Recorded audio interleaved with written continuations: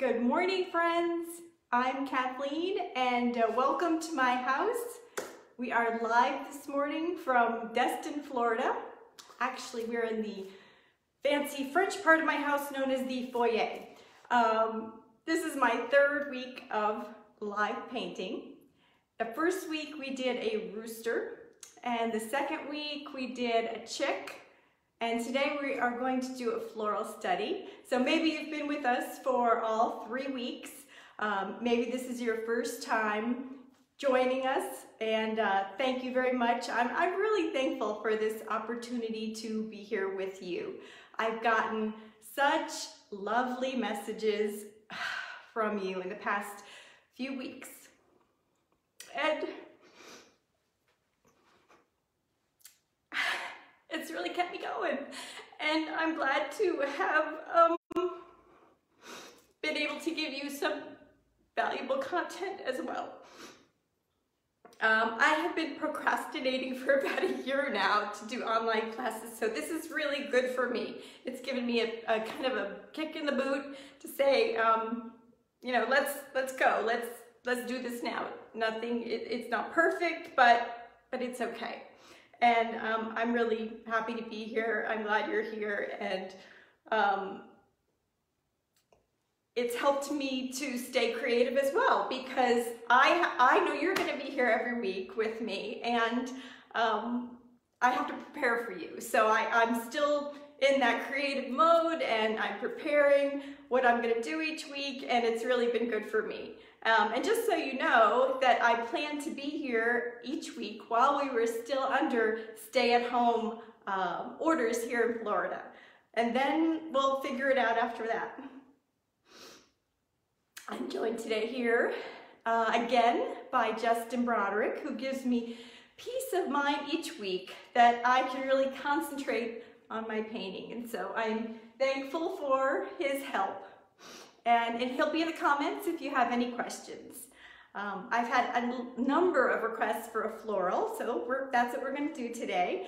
And when I started to think about a floral, I went through my painting process that I always do and start by looking through my reference photos, and I came up with this one.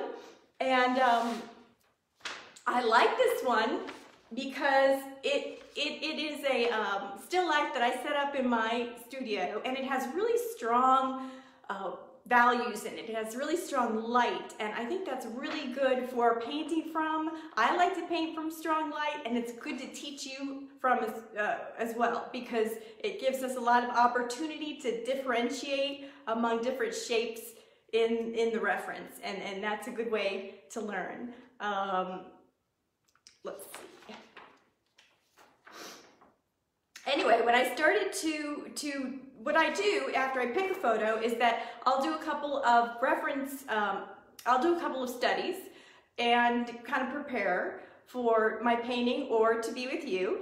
And while I was doing that, I was having a hard time this week. It was hard. Painting is hard. Everybody would do it if it was easy, right? So it really came to me that, you know, maybe I should share that process with you a little bit more of creating a study and thinking about all the elements and how they will go into that final painting. And I try to do that anyway when I'm teaching and going through each step and sharing with you what I'm thinking, but a study is a good way to think about a lot of maybe a first attempt at a painting. And it can be done quickly. It can be done a little rougher than you might usually do. It can be a one color study like this. This is my cheap kind of a study, this black and white photo. And I use small studies to prepare for larger paintings. It's really helpful in doing that, because when you get that before that big canvas, it's so intimidating sometimes that it's really nice to have, along with the photo, along with my black and white study, another small full color study of where I'm going. You know, I've already figured out a lot by that point, which is really good and helpful when you're doing a large painting.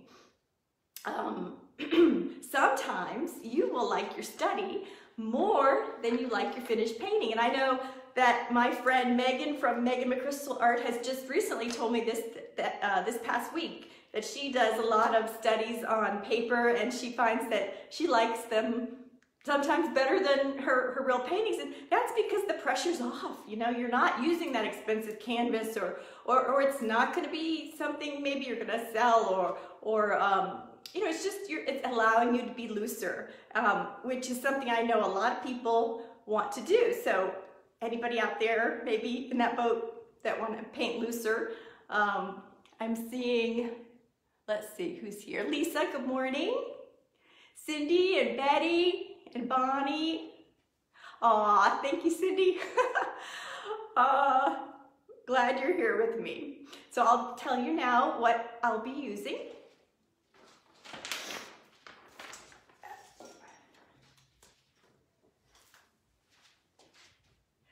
I use golden fluid acrylic paints for these studies. These are the paints that we use at my chroma classes when we paint together live, or in person, I should say. And I am using 2 different yellows, an Indian yellow and a Hansa yellow. And it's nice to have the 2 different yellows to produce different effects. So I really like 2 of each of the primary colors, at least. And then an ultramarine blue and a manganese blue, which, you know, is one of my favorites. And so I use that in every painting, I think. I have a quinacridone magenta. So if you don't have quinacridone magenta, alizarin crimson or something like that is, you know, would be very similar, and that's more of a common color. This is the naphthol red, which is just kind of a basic primary red.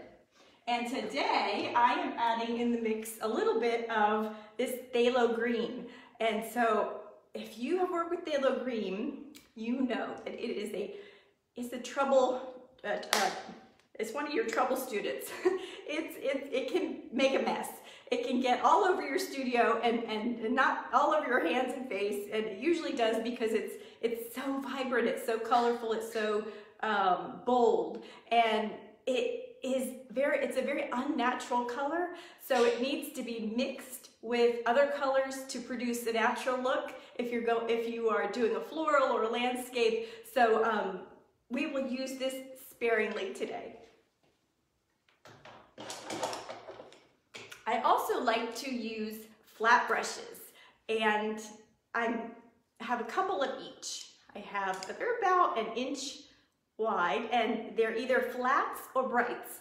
And the difference is that a bright is a little shorter, and the flat is just a little longer. So it's just a personal preference. I like the shorter brights, and I have one that's maybe about a ½ inch. And this one actually has like a little slant to it, so that's kind of nice too. And what I look for in a great brush, as you might have heard if you've been here before, is a nice sharp edge, because I really like to use this brush in 2 ways. I like to be able to lay down my paint with it, with the larger side, and place that paint on, and lift up my brush and get some more, clean off my brush, lift up more paint and place it on. Or I like to use that really sharp edge for nice lines. And so you can use it both ways, and that's personal preference, really, what kind of brushes you use. I have my water. Oh, I didn't tell you about my white. I have my white, which is a big jug of gesso. And so where we splurge for our paint colors, we save money by buying gesso. And I actually have gessoed my canvas a couple of times today. And that was by necessity, because it was a painting that I started and never finished. So it was an acrylic. You could do that with acrylic, not oil. You don't want to gesso over oil because you can't put acrylic over oil, but you can put oil over acrylic paint. So my particular canvas today, I'll show you in a minute, has a couple of layers of gesso over it so that I have a nice fresh white canvas to start with. I've also remember I told you I was doing some studies and to prepare for today, and I did one on paper and then one on this panel, which is a gesso board from Ampersand, and it's very slick, and I've never painted an acrylic painting on it before, so you get a different result with all of your different surfaces, and you'll find that. And so it'll be interesting at the end of the day I'll have 3 of these to really compare: the paper, which is kind of absorbent, then the panel, which is kind of slick, and then also the canvas, which is a little more slick because it has those layers of gesso on it as well.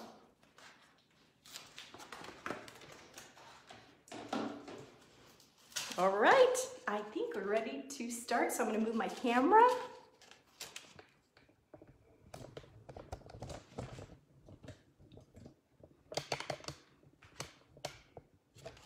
Okay, is that good? Oh, we want to be able to see the reference, don't we? Okay. So I have my black and white, right? And if you have been with me before, you know that what I do with this study, this helper for my painting, I fold it in half once, and I fold it in half again.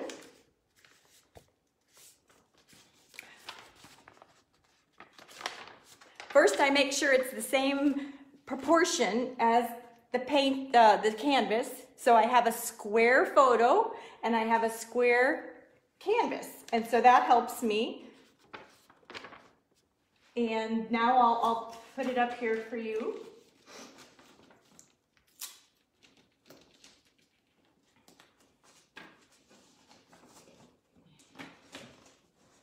There we go. And I'll put my gloves on, and I'm reusing my gloves more than I ever have these days because they are in short supply. I had a few boxes stockpiled a few months ago, and they are dwindling down, so I don't know when I'll be able to get more gloves, so they're looking more colorful day by day. And I'm going to start with one of my smaller brushes, and I'm going to put a little puddle of water into my palette, which I'm using a styrofoam plate.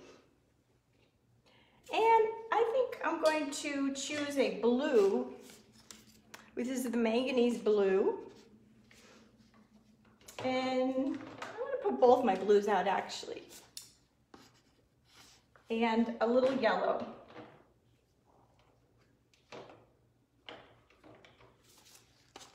I'm putting out the Indian yellow because I like to start painting with transparent colors and work up to opaque, and so these are all very, very transparent, and we'll have to talk about that at another time. I'm mixing them together to get kind of a green, a blue-green.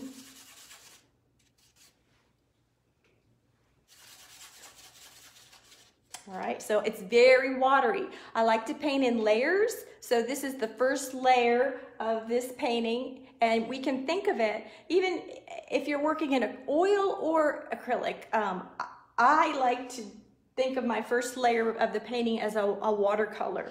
It's very watery if you're painting with acrylic. If you are painting with oil, like I know some of you are out there, you are putting a lot of your Gamsol in it.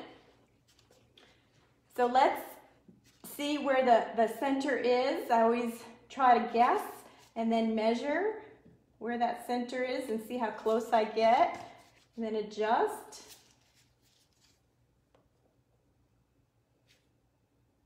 Okay. Always have a paper towel handy. And then I kind of make a little cross very lightly. So you see how I'm kind of rubbing it out because I don't really want that to be too distracting.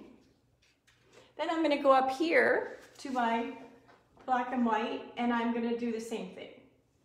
And that can be a little darker because you want to see. Let's see where that is a little bit more.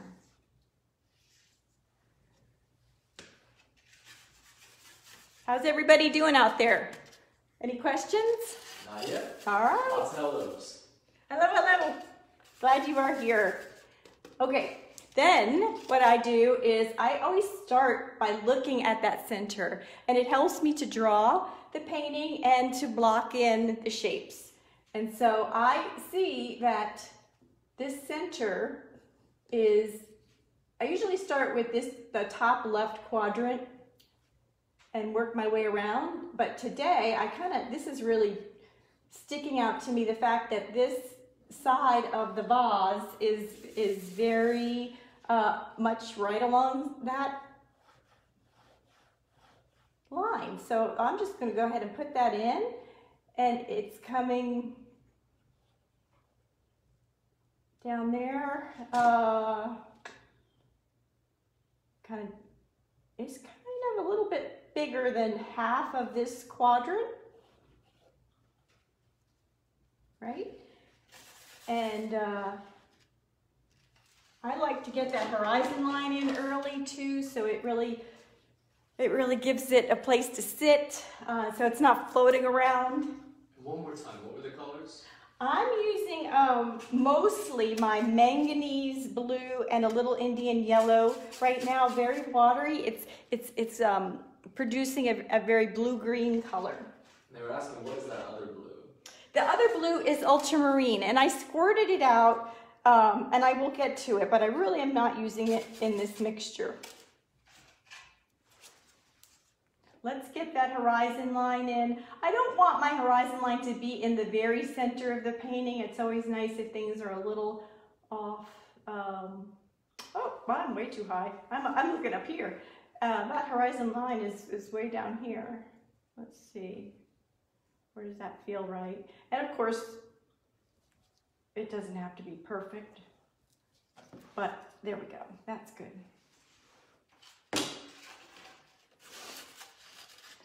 All right, let's look at, so we're looking at lines, we're looking at shapes, and I'm going back up here. I mean, that's enough for now in this area. I'm looking at the shapes, this first quadrant. There's a big shape of nothing over here, right? So we know that a lot of our shapes are going to be very close to this center line and this bottom here. And this leaf kind of goes off into this quadrant a little, and then I have a little diagonal that goes up and kind of a triangle-y leaf shape here.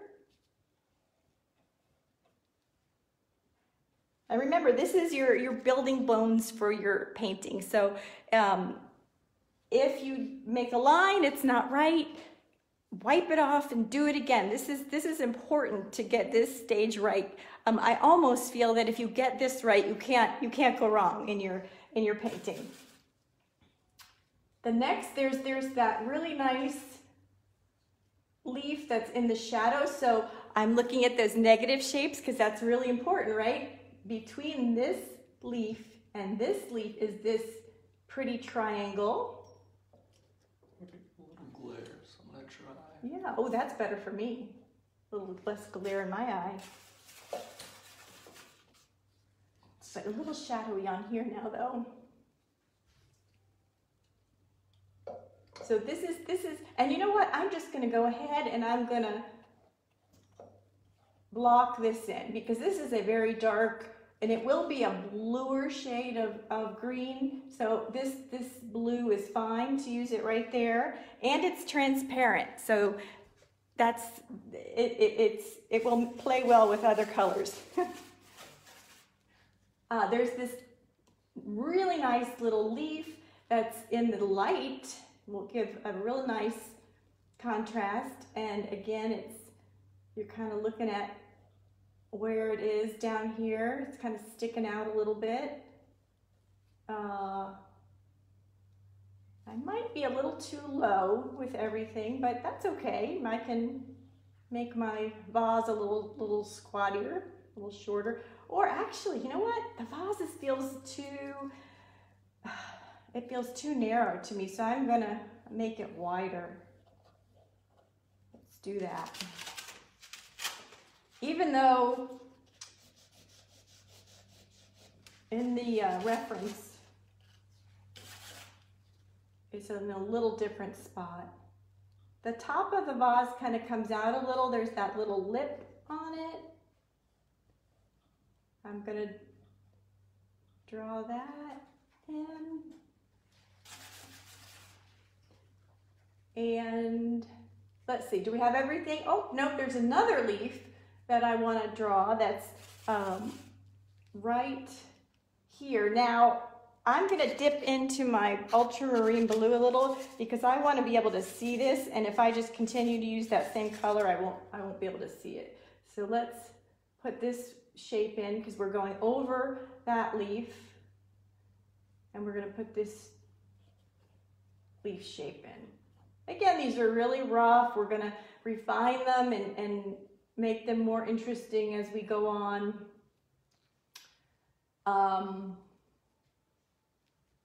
Okay, moving right along into the second quadrant, there is this really nice dark shape that we need to put in. So we're not just drawing the outline of the flower. We're looking at all the shapes, negative and positive. And these negative ones are super important. I am kind of going into that ultramarine now a little bit because I want a little something darker in there, and I'm going to put in this shape. And I'm going to bring this down and show you what I'm looking at. I'm looking at this right here, this shape. Right? This is all dark, and it's all together. We don't care what's in there. It's just dark, so let's put it in just like that.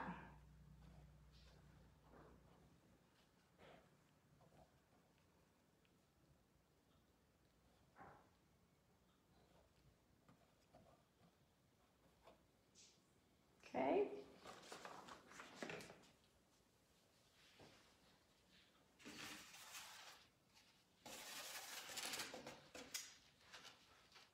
I think I'm painting, or I'm drawing very large, but that's okay.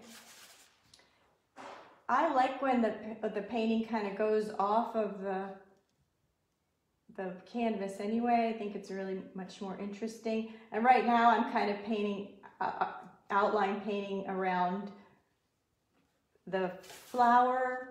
I see this leaf, which runs right along this line here, put that in, and then there's a small blossom underneath. So this blossom kind of comes down like that, and then this blossom pokes down a little bit under the leaf, and then we've got this really nice dark leaf kind of down here as well.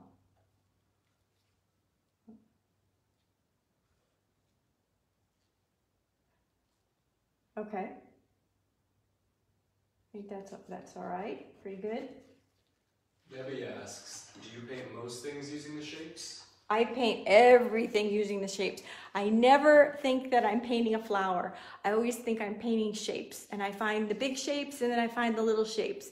And it's amazing when you start to see things that way. You start to see everything that way when you just go about your daily life. You know, when you're driving down the road, you'll start to see the trees on the interstate and the shadows that they make, and the light areas and the shapes, and it's all training for your eye for when you get back in the studio and you start to paint, because it really helps your painting when you think things that way.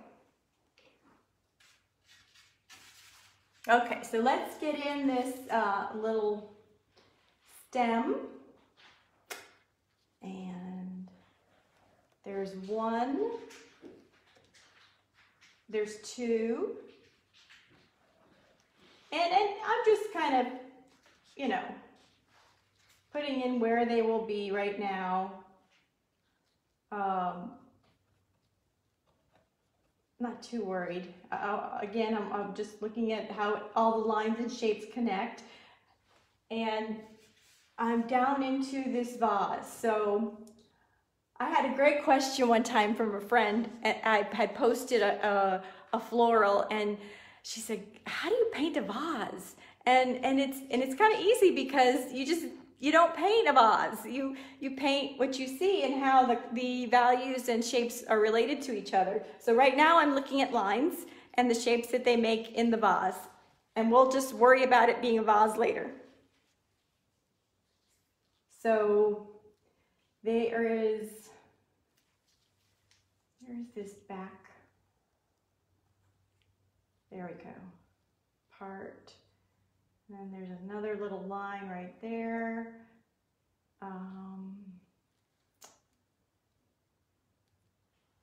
Oh, this works out nicely, because there is kind of a little rectangular area down here, right? Then there's this dark area here. I'm going to just put that right in with my blue. Because you're giving yourself a roadmap here of where to paint next and after. So you want to put in lots of things to help you when you get to the next stage. And then there's this darker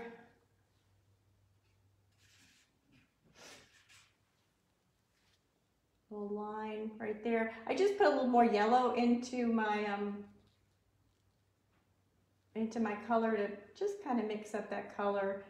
We've got the back area of the vase, that line, and it's a little rectangle there. So there's 3 rectangles, 1, 2, 3. There's this rectangle that's on the left-hand side, and then I'm just looking at my black and white right now. But I remember from looking at, you can't really tell on here, but there's a very slight area of the side of the vase that you do see. So I'm just gonna, I hope I remember, make it a little thicker to remind myself that is going to be a little value change in there going back on the right. And okay, so we're going to keep going. I'm dipping into my blues. And actually at this point I'm going to add a little, just a touch of my quinacridone magenta or alizarin crimson if you have it, and make a little purple. I'm still kind of, see how everything's kind of mixing together? That's all right. So I'm kind of transitioning from this state of getting in the big shapes and the lines to blocking in some of those shapes with color. And before I move on to this stage, I want to think to myself, okay, did I have everything I need to continue? Do I like the composition? Do I like how it feels? And if not, this is the moment to change it. Like I said, you really want to have a good start where you like it.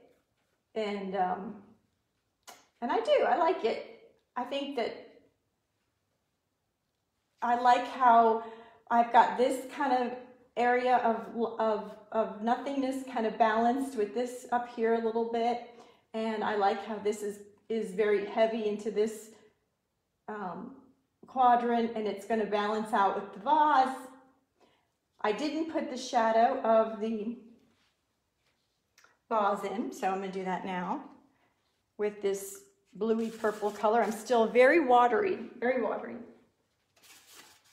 And you might not see any of this in the actual end of your, or the final version of your painting. I hope I do, because I love this watercolory look and feel, and I love it peeking through in my paintings, whether it's in oil or on acrylic. And I want to be honest with you, this is only the second time I've ever painted a hydrangea with acrylics. Aside from the practice ones, I've done a large hydrangea painting once before. Usually I paint them in oil. There we go. So that's a nice shadow. And notice how I was looking at the shadow, right? I wasn't looking at, it started here and it went right through that vase. So I just made that shape right through my vase. And we're almost doing a little, well, we're not really doing a value study, but I am a little darker in the areas that are just naturally more dark. I'm going to leave a little white peeking through there as a reminder of that nice light. And I'm going to leave that white for now because that's going to remind me that that is the table showing through right there. This area back here will be a slightly lighter version of the background. And since I didn't put in the background, I'm not going to put that in quite yet. Going up here, you know what I want to do? I'm not real clear on where these, I want to make sure I get these stems in really good because they provide a really nice shape right here of light going up. That's kind of that middle part, and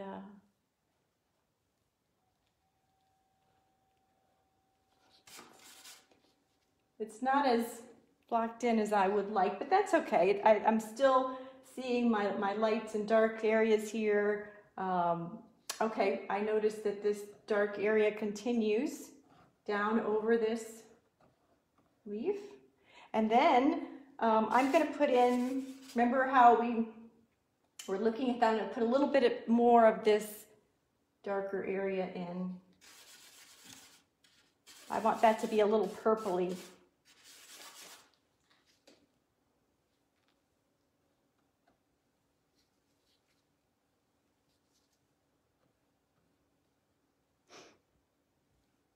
Okay. And I'm looking a lot. I encourage you to look a lot. I'm looking over at my computer and looking at my color version along with my black and white. And after I get done with this phase, I'll be concentrating more on my color version than my black and white. But you need to look a lot when you paint. Look, look, look. Okay. And let's talk about the values in here for a minute. Where are our values? Zoom in a little. We had a quick question as well. Yeah. Dottie asked, why don't your acrylics dry up in those containers? Oh, right here? Well, I think maybe those containers? I'm not sure which ones. Oh, these? Well, Dottie, they're supposed to have lids on them, which I've lost. So what happens is that kind of makes a little film that dries up over the top of them. And then I have this really technical way of opening them back up by using this toothpick and sticking it in like that. So that is my answer. But I buy these in big, huge bottles that I don't recommend that you do. This is a, I believe it's a 4-ounce bottle. And so that's a little bit more manageable to buy. I think that there are even smaller ones. There's 2-ounce bottles as well from Golden. All right, back to work. And I wanted to talk about values with you. And so the reason I love this reference so much is because it does have those strong values. It's great for painting. It's great for teaching because we can look at it and easily say, okay, this is my lightest light here, right? This is my lightest light down here, these areas. maybe this a little bit too, right? So we want this big shape of light, this area of light, then this and this. Then we have, as we get darker in our values into our flower blossom on the edges, this one's a little darker. The table is slightly darker than our lightest light. Then we go into maybe this area. That's a tricky one, isn't it? Because this is in really strong light. So where does that compare? Maybe like up here to that value. Get a little darker as we go into these. This is a good mid value. These shapes of leaves. Got some mid values in here. The shadow is a bit of a mid value, except here. This is darker. And then you've got a darker background that kind of gets a little lighter as we go to light. Because look, the light's coming this way, right? So it's always good to know where your light's coming from so you can plan accordingly. But what I was going to say in going into this area is that these lightest lights will pop eventually because of what you put under it. And so right now we're going to paint under it. I'm not worried about it being super light right now because I am more worried about getting a beautiful kind of underpainting for those lights to pop off of, right? So think of it as like the underneath of we're painting the underneath of the blossom right now.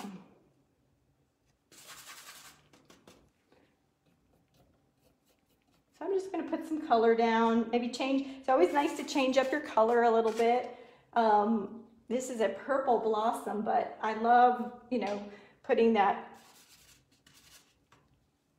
tealy color in there too.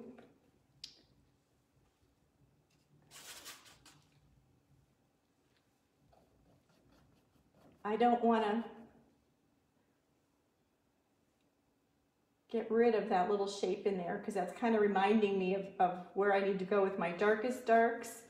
So let's just leave that a little separated at the moment. There we go. Good. Good. While we're at it, maybe I'll put a little bit of a darker dark back here. And this is a really important leaf because it provides really a nice darkness for the flower to sit against, and it connects, look, it connects with this shape right in here, this dark shape. So you could think of it all as one shape right in there. It even could come down here, the whole shape. Good. Okay, what's next?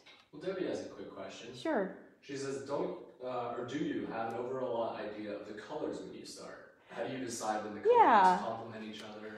Right. Well, I start by looking at, the local color. What is it? It is a blue flower with green leaves, and I set it up when I took the photo with cardboard behind it because see I like cardboard. I get a lot in the mail, so I put it to use. But that provides a really nice warm background for my cool colors that are in the flower.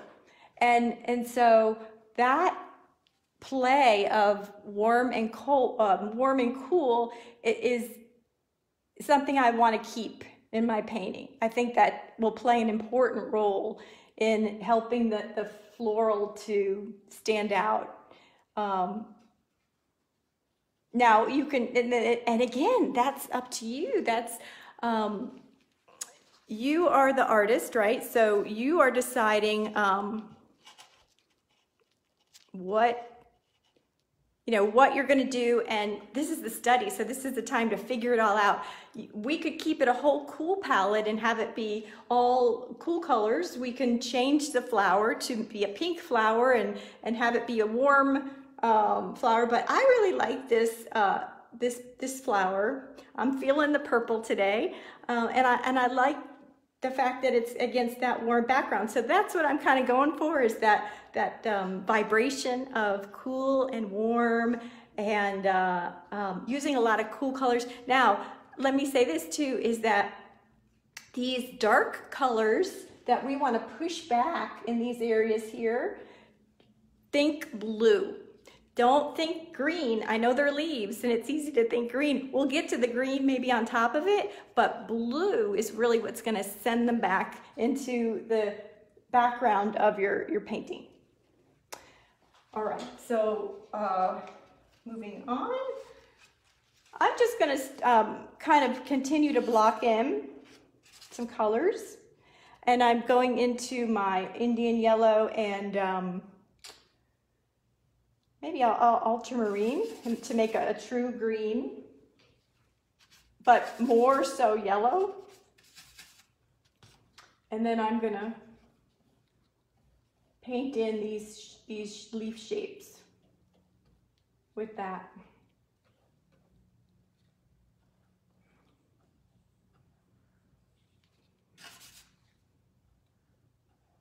There we go. And they might mix together, and that's okay at this point. In fact, that's, you know, I really love that when they kind of mix together in your watercolor here. Think of it as your watercolor. And I end up, okay, I see that there's a light stem going up to this flower. And I want to remember to put that pretty white light stem in, because that's going to break up our shape here, which will be really nice.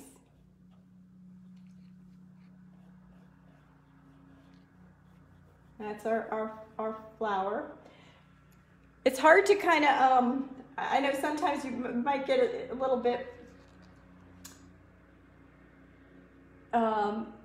with everything running together, you know, you want to make sure you keep your original form in a way to know where you're going, right? So sometimes it gets a little hard because things start mixing together. So do what you have to do to keep them separate, if that's using a different color, or you don't want it to mix up so much that you lose your way in a way. Just putting this green into some areas that I see green. I always like to use, I got a little drip, that's nice. Use the color all around. All right. Maybe we can continue now with some more opaque color. So if you have been with me before, that you know that the first place I like to start, we'll figure this layer's done for now. We'll in our head we'll think we're moving on to the next layer, and I like to start with the darkest areas.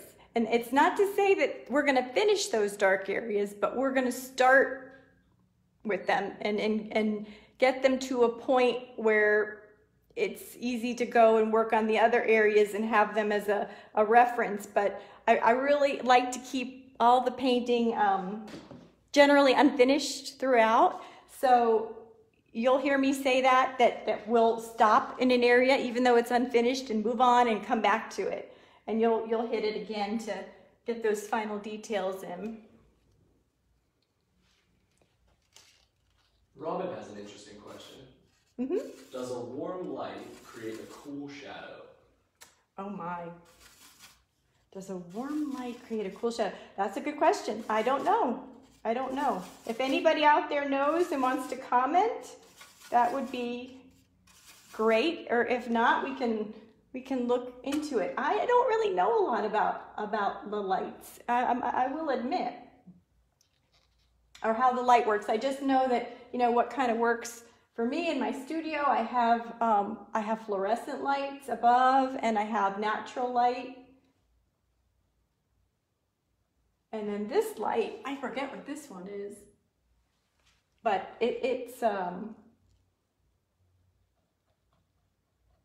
I'm using it with a lot of daylight coming in from the side here. Also too in the painting, right?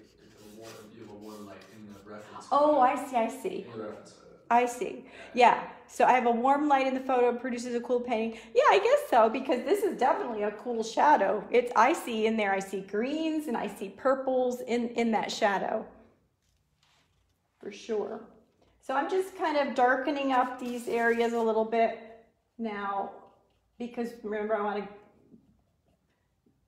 paint my darks first. I don't want to cover up everything that I've got in there, so I'm being a little particular on where I'm putting my marks. It's still a little wet, so it's running together. Look at that, I got a really nice drip right there.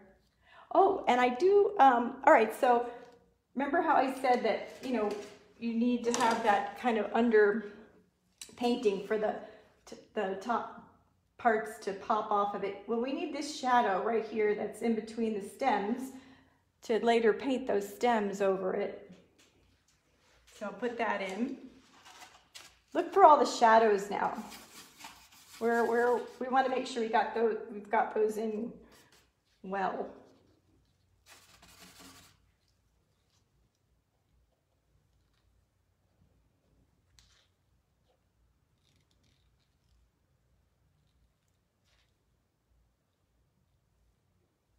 Okay, this is dark, this side of the vase, dark.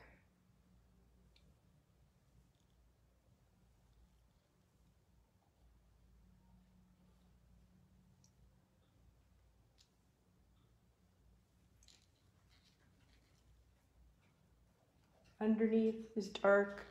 Actually, there's a bit of a dark shadow underneath this leaf too. I'm going to go ahead and put that in a little bit.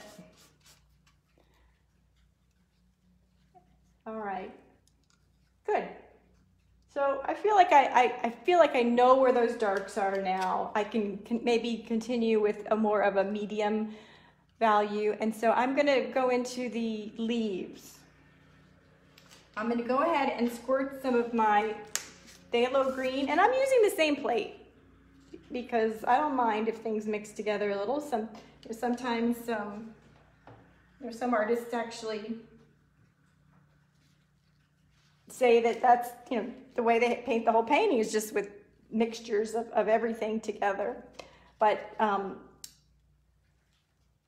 what I'm thinking, all right, I'm thinking of leaves now. So I'm looking at my leaves, and I see I've got this nice yellow in here already, and I'm going to keep that to be the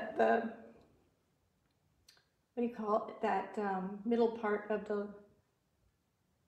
leaf, not the stem, the well, anyway, that light part in the middle of the leaf. And then this leaf may be very even close to done. I might put a little bit of green in there, but I want to keep a lot of that nice yellow feel in there since it's so much in the light. And I'm going to mix up, I think it's at this point that I'm going to scoop out a little white.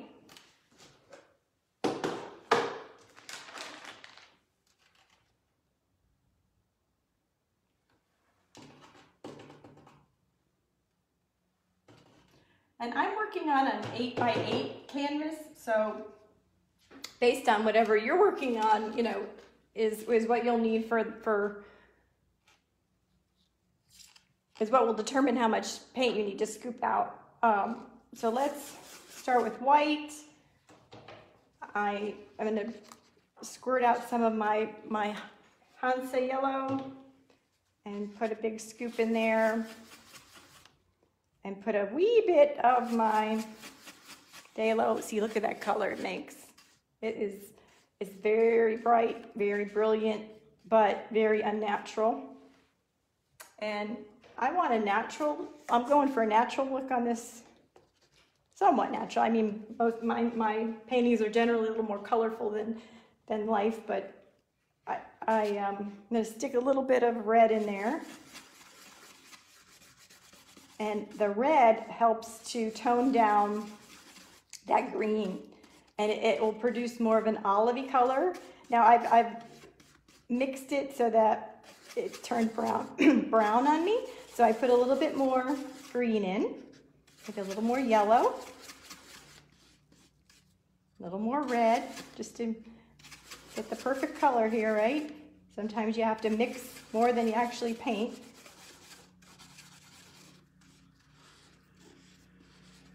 Make sure, I like to make sure my paint is well mixed on the palette. I don't like to put down a stroke and have lots of different colors in it, but that's my personal preference. Okay. Oh, that's nice. It might be a little dark. I'm going to stick a little more yellow in it.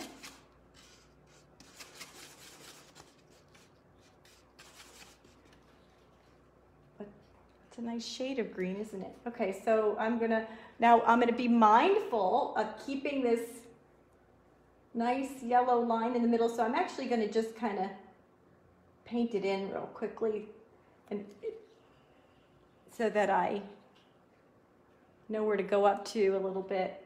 Now leave some of that pretty yellow peeking through in other spots as well.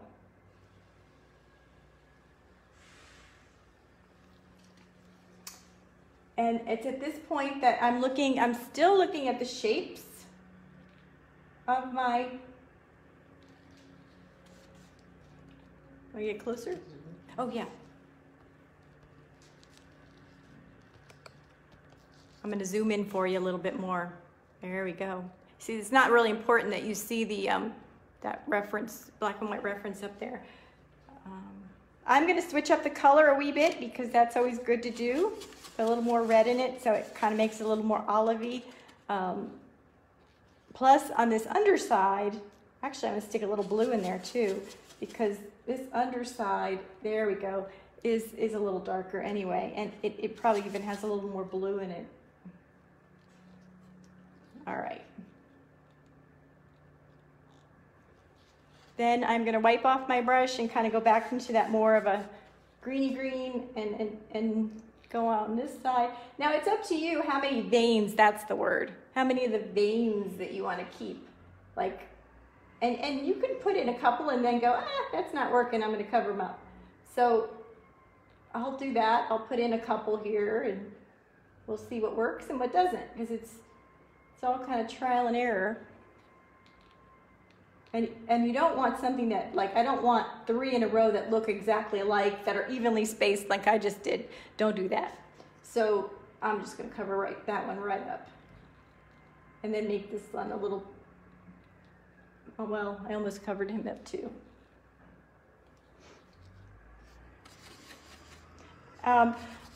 The edge of the leaf is a little lighter over here, so I lightened up a little bit.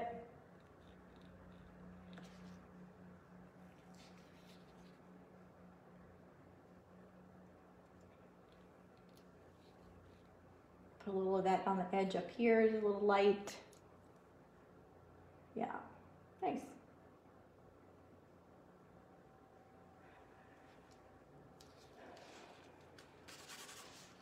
Maybe make this vein a little skinnier, not so prominent. There. Just kind of subtly, you know, implied. And looking at this leaf back here, remember I said I was going to keep that really almost the same, so I do see a little bit greener on the edge here, the top edge. Just going to put in a little blob to remind me. We could always go back and paint that later. Okay, so up here, I see that this one is kind of darker in the middle, right? And then it has lighter sides. So back into my green mixture. Here we go. Where are you?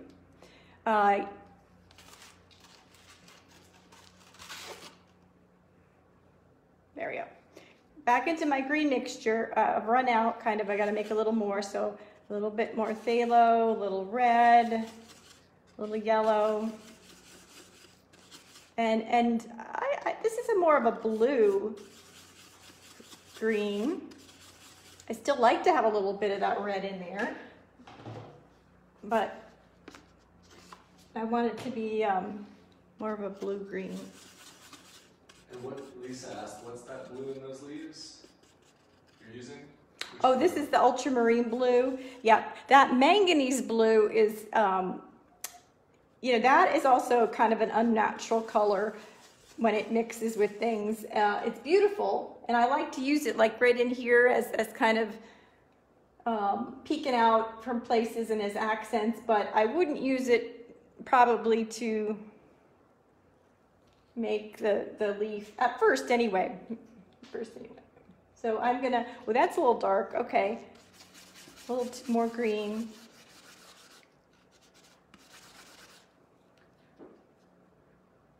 There we go. And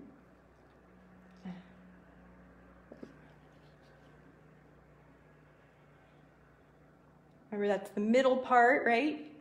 There is kind of a darker edge there and a darker edge over here. And then the sides, I'm gonna wipe off my brush, or you can dip it in water and mix up a little lighter green again with lots of yellow. The green, when you're mixing green, I find that I have to use a lot of yellow sometimes to get that lighter color, because the green really wants to take over. Now I have this pretty green poking through here from the first layer that I really like, and I'd like to keep.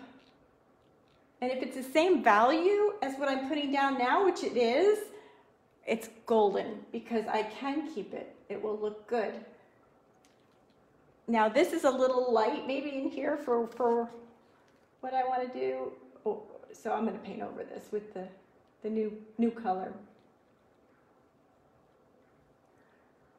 And then, you know, I didn't put any veins in this one, and that's up to you if you want to. I might come back later and do it, but I don't feel like I want to now. Sometimes that can make it just too busy. And you know, if you painted with me before, that I really like to save those busy parts for the end anyway. Let's just put a little dark base on it, because it is in the dark there. Kind of bring it down.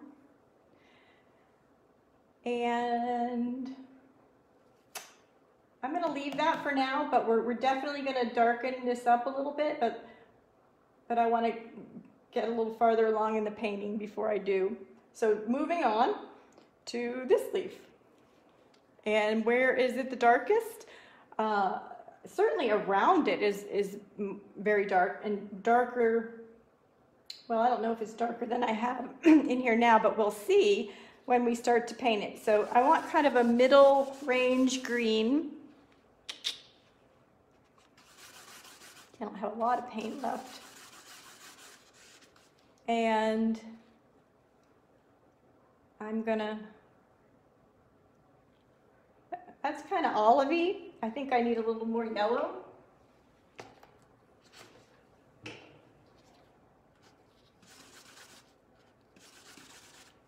Greens are super hard to mix. If you're struggling with your greens, you're not alone. It's really hard to mix.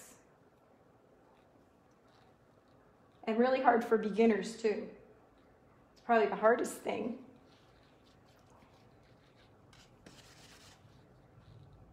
It's a little lighter, I see, a little bit underneath here. I'm going to leave that little piece poking through right now. And then I'm going to bring this out a little too. So we get a nice, get something over here in this area, which will be nice.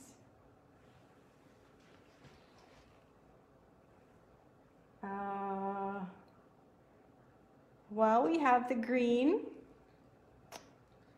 maybe put a little bit on the stems.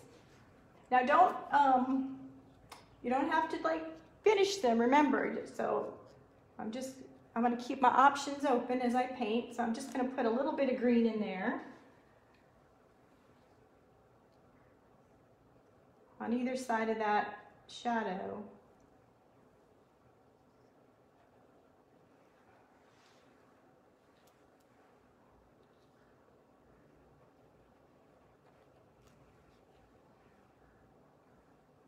Yeah, that definitely needs help down the road.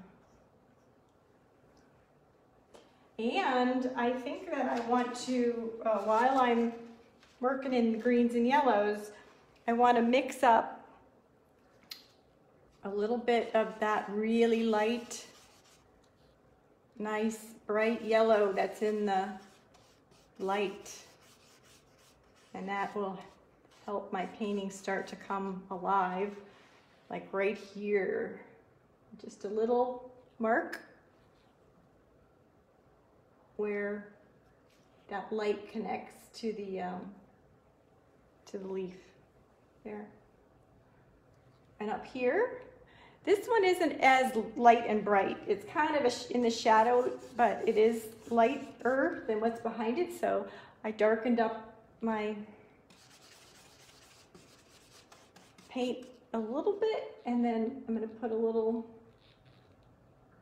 stem right there.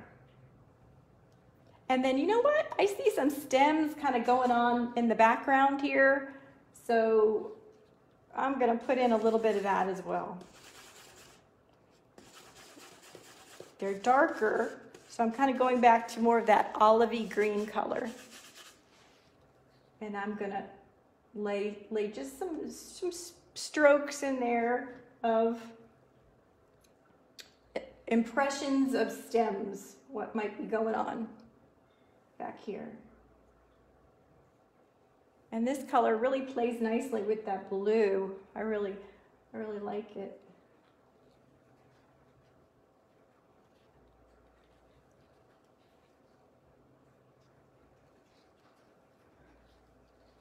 In fact, no, I'll wait. I was going to get a little fussy, but I pulled myself back. Okay.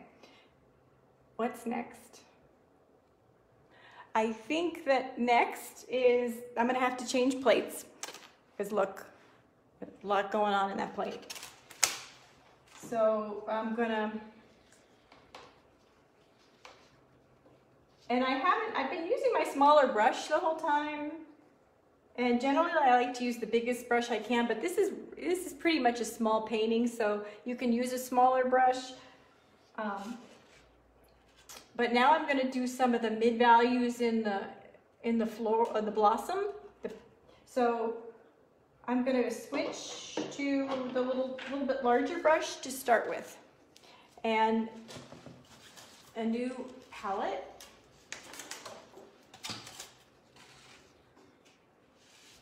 Right, so I want a little scoop of my white in there, maybe a little more scoop. And some of my ultramarine blue. Here, why don't I zoom out a bit? There we go. A little of my ultramarine blue and magenta, more ultramarine blue. So you'll notice, everybody knows, right, that blue and red, which magenta is, makes purple, right? But look, that's kind of a warm purple. So I'm gonna like to scoop out a little bit over here and put more blue into one of them. So I kind of have a blue purple and a warm purple to use. I don't think I'm dark enough either. This is a nice mid-range value. We want to be, you know, along the same lines as our leaves and in value.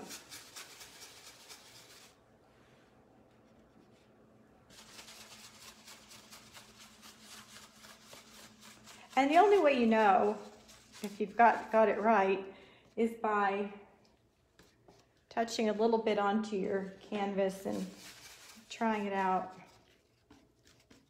So I see the mostly bluish little parts of the blossom over here. That's still not dark enough. I'm not even going to lay it down. I know it's not dark enough.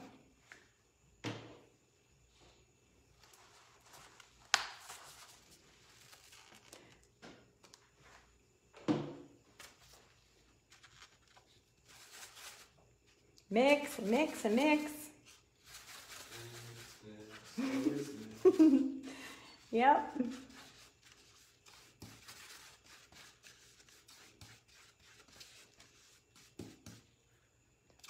More blue.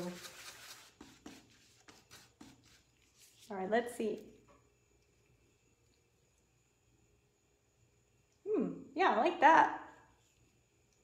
Right, so be precious. I'll zoom back in with your strokes. And what I mean by that is I hold my brush way back here at the base, right? I don't hold it way up here and get real tight. And I lay my stroke down and lift up. And then assess. Where's the next stroke? Is it a different color? And I make sure I have some of that beautiful first layer peeking through. We might have to go in and put in a little more dark, but I still don't want to cover it all up.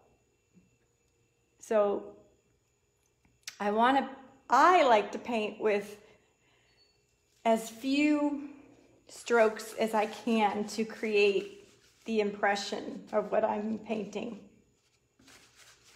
And I'm mixing a little right now. You can't see, darkening up that warm purple, because I'm kind of gonna go down here with that. So I want to leave a space for that other lighter blossom, which is a little challenging because this is a lighter blossom and it's still in the shade. Well, no, it's in the light, but I don't want it to be the focus of my painting, so I'm gonna have to not make it as bright as this area up here. And I want to make different shapes. I want to think of it, I always think of it as one large shape of value and not little shapes. Like I eventually want these to connect together and read like one big shape of value.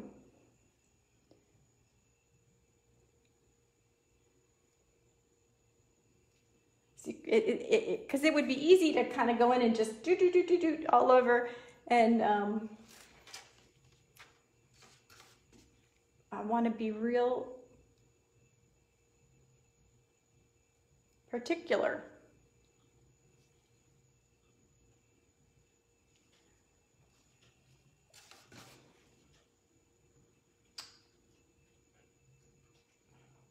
So I've got the two different kind of, do you see the two different, a light, not light, but a warm purple and a cool purple. And this original layer is kind of the same value too, isn't it? So I don't really need to cover all of that up. I really like that look, how that gives that another quality to the painting when you see that first layer peeking through.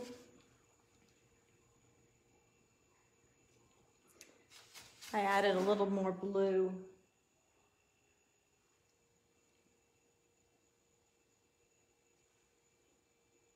do have some questions on the color.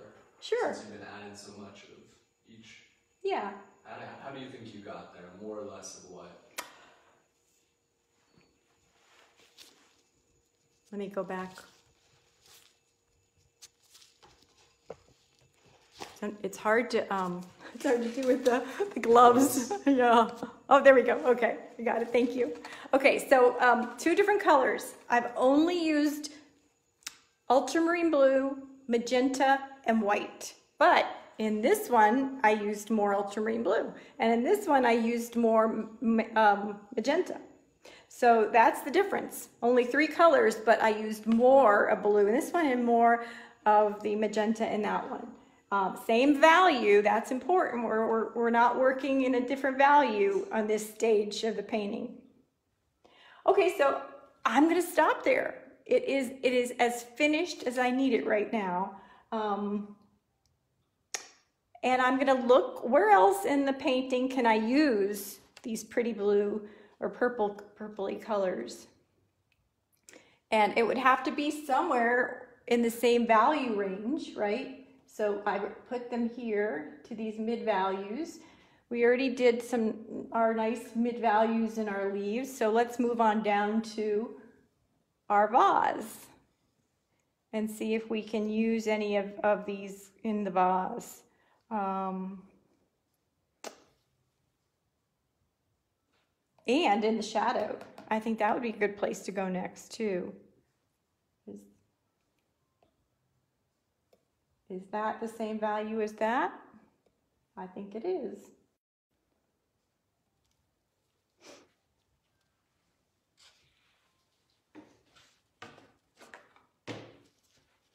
All right.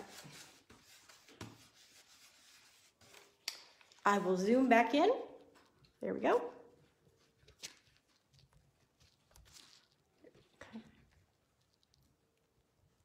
And now I really like this turquoisey, like I told you, I'm kind of peeking through in some areas, and so I'm just gonna put some marks down here of this purple. I'm not gonna finish the shadow, right? Leave my options open for future. Oh, this edge has a light on it, but it also kind of has a dark edge. And I want to delineate that a little bit, but not too much. Because the beauty of a vase too is sometimes getting those edges that are lost if they run into the background, or, you know, in other words, you don't want to like paint the whole thing, you know, with lines and have all the lines be super prominent if you don't have to. I'm looking. When I'm quiet and you don't see me doing anything, I'm looking. And I'm feeling a little green actually, so I'm gonna use a little yellow into my blue mixture and green it up a little. Yeah, that is better. Okay. So think of, well, I like it, but maybe even a little more yellow.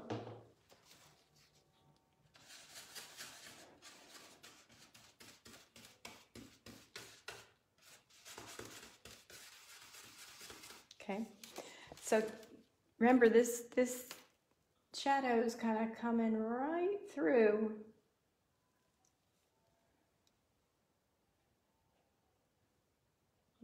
Right through the vase.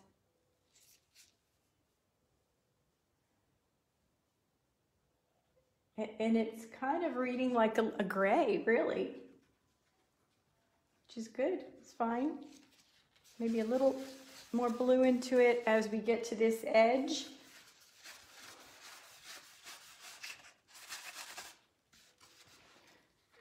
See this, this dark edge. on this side. And it kind of goes under here a little bit.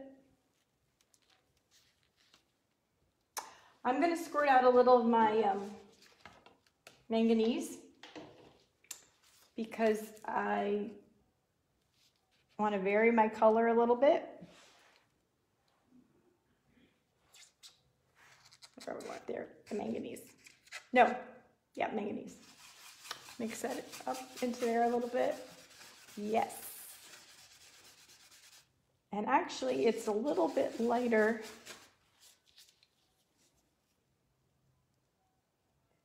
Nope, it's lighter. I'm looking at that shadow that's kind of right in the top of the water, and it's a bluish, greenish shadow, and you're gonna say, what colors did you mix together? And I'm mixing, let's see. It originally was ultramarine blue and yellow. And then I put in a little manganese and white.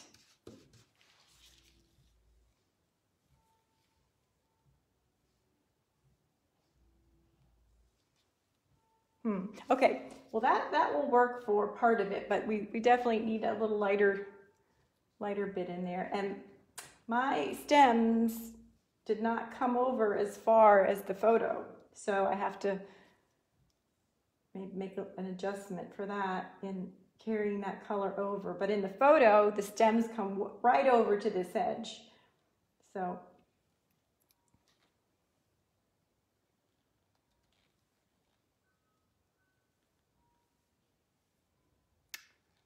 just kind of looking all around where else I can put this at this point. Yeah.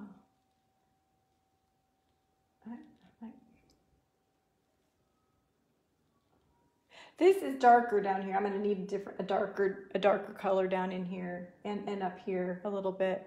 But over here, I think I can put some too.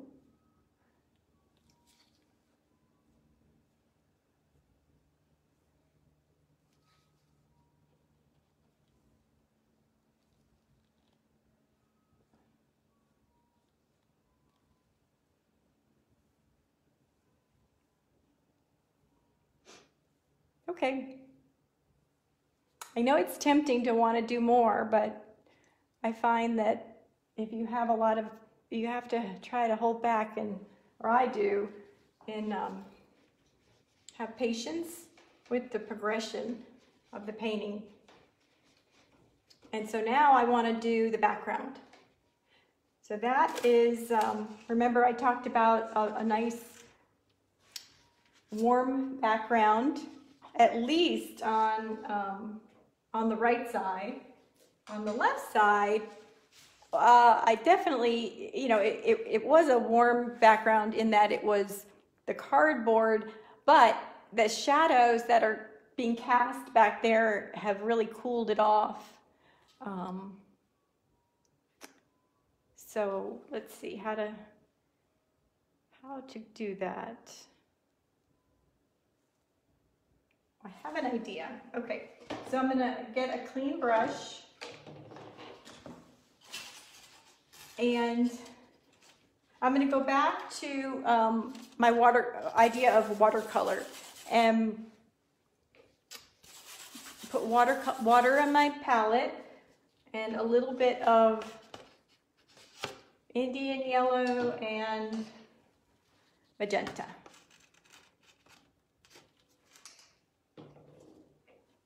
And lots of water, right? So I'm trying to make a pretty kind of an orangey color. Ooh, that's pretty. Not too yellow, but not too pink either. And very, very, very light and watery. Lots of water. See how much water I put in there? And I'm gonna paint my background with that. We're gonna do a little wash.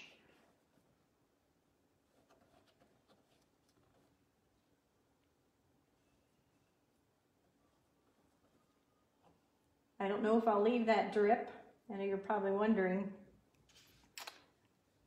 we'll see how it looks in the end. Sometimes you fall in love with little things like that in your painting, but if they don't work, you have to get rid of them in the end.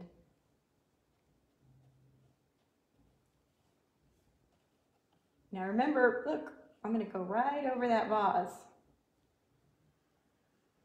And that all in there. And look, it's even kind of popping already with the vase. If you are working on canvas, don't forget your edges.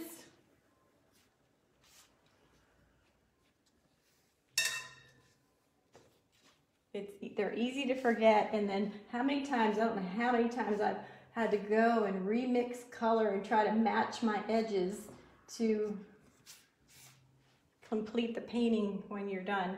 But sometimes I'm going to put a little of this in here. Sometimes you're just kind of on a roll and those edges take up time, so whatever works. A little pink in there. Okay, so I want this to dry a little bit, so I'm going to think about my table now. And the table, I want to be light color, but I don't want it to, well, I'm afraid that it might compete too much with my focal point, which is where I want my lightest light, and that would be in the blossom. So I want to make sure that's dry. This is a little wet over here, I bet. And I think rather than a wash like I did up here, I'm going to go straight for the opaque color here and mix up white, well, really clean brush with white and some manganese.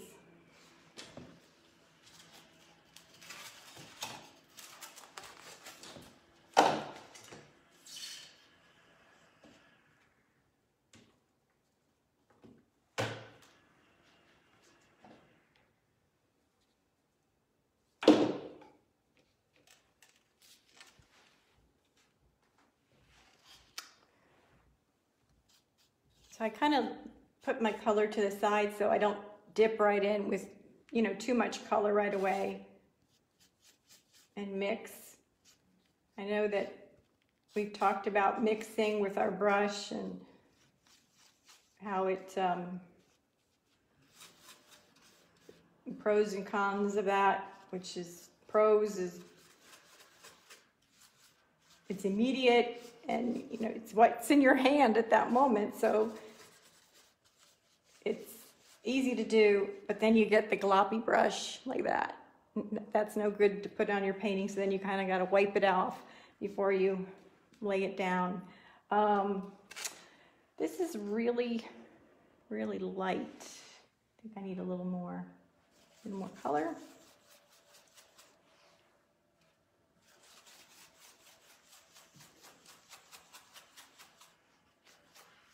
And I think I'm going to use this without anything else. Just a nice light blue, because I've got some nice grays in there, and my other thought would have been, oh, maybe I can make it, you know, light gray, or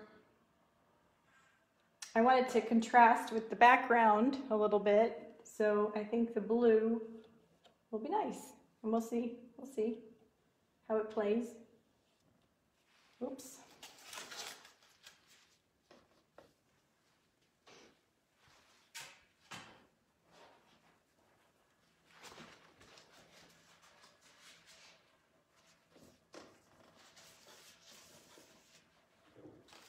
Okay.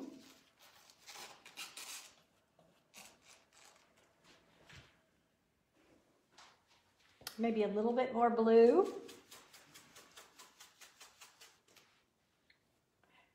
And we'll go over this with I'm thinking now maybe like a little bit of lavender when it dries, kind of like the lavender reflecting down into the table a little bit.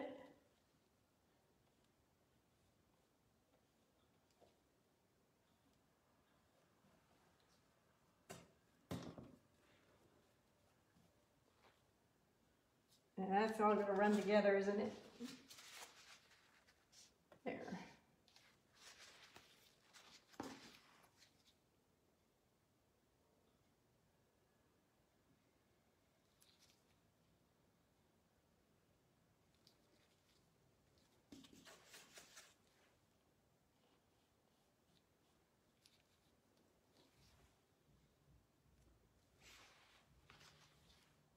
Sometimes the best stroke is a fast stroke.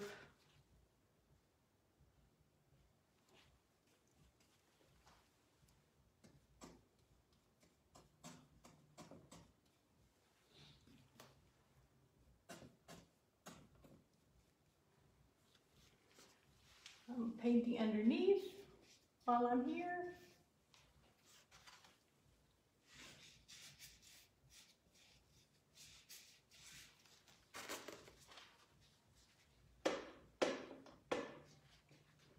Okay, you know what I haven't done yet? I haven't stood back and had a look. And if you haven't either, it might be a good time. Wow, nice. I like it. It's where it needs to be at this point.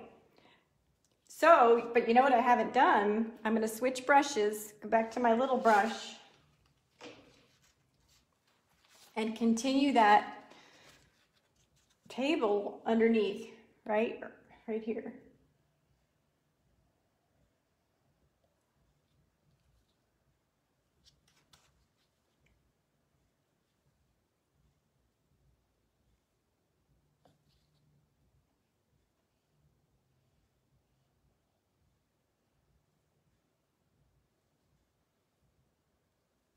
Kind of goes all the way into there a little bit, right? And remember that little sliver of the side that shows right there. Look at that. That's all you need to imply that side.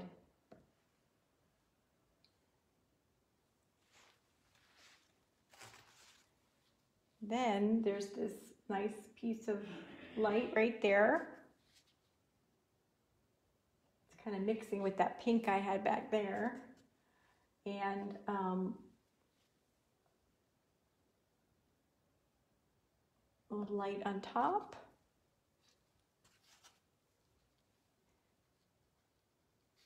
I might as well just go ahead and, I'm not sure if I want to put in a cool light right here. I think that this little is going to be a warm light, which we'll do very, very last, and put in it's a white with a little yellow in it. But I do see a little bit of the cool white peeking through. There we go.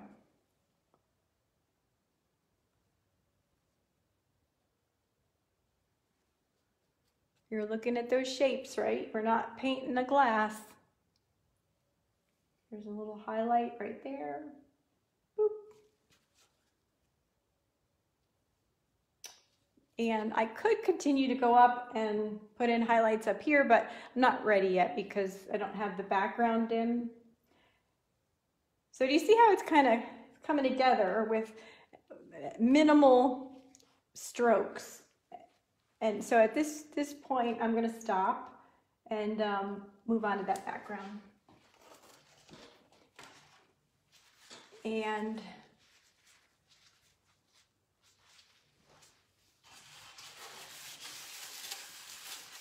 I'm going to go back to my palette that I had a little bit of Indian yellow and magenta, and put some white on there. And mix up a real pretty yellowy pink color. Very light, very light. Let's see. Make sure you get all the water out of your brush if it's been in the water pot, because it makes your mixture really watery. And at this point, we don't want a watery mixture. Try mixing yellow and magenta Now, if you don't have this magenta and you use your other red, you know, that's good too, because actually that's a warmer red, and it'll give you a slightly different color. I just kind of picked this one because I had it out already. But I do like that other mixture too. I'm not sure if that's too dark. Let's try.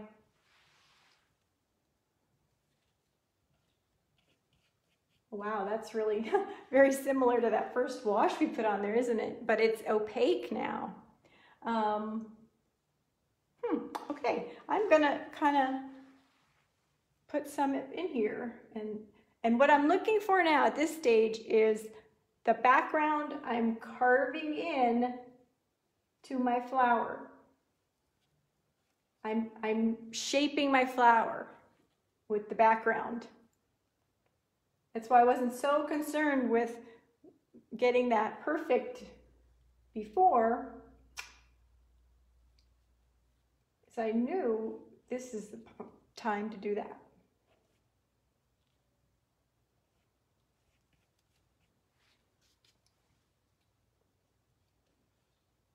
You know, I also see more yellow kind of closer to the flower, so I'm going to do these edges with this pink.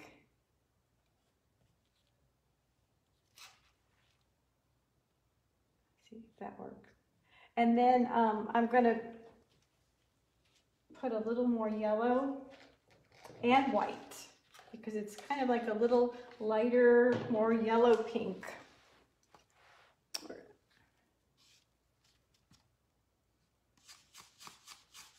Lisa's asking, what did you use to make that blue-gray? Yeah, that turned out pretty, didn't it? It's I had my purple and I added some yellow. So it was when I was doing this, when I was mixing the ultramarine and the magenta to do these colors, and then I put a little yellow in it and white, maybe white.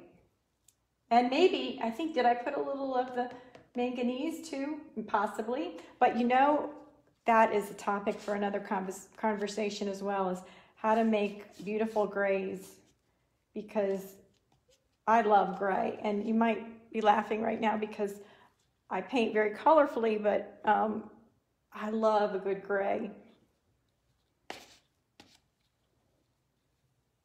And Brett wants to know if you intentionally put those hard edges in the vase. Oh, up here? In the vase, he said. In the vase? Inside of the vase, yeah. Well, yes, and hopefully they won't all be there when we're done. Hopefully it'll all come together a little bit more.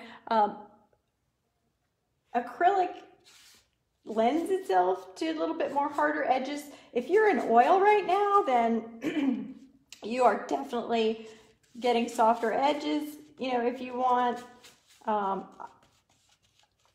acrylic, just the way that it dries. And I haven't been mixing it together because that's not really how I like to paint. You know, I don't like to paint by mixing on the canvas. I like to lay things down. So my edges in acrylic will be a little harder, I think, just because of that. I get the benefit of the softer edges in oils a little bit more. But I do like a lot of soft edges, you know, a mixture of soft and hard. Now up here, you got a lot of soft edges going on up there because it's the same value, right? So they're not screaming at us with their edges like we are down here. Brett is doing well. Are you? Okay, good.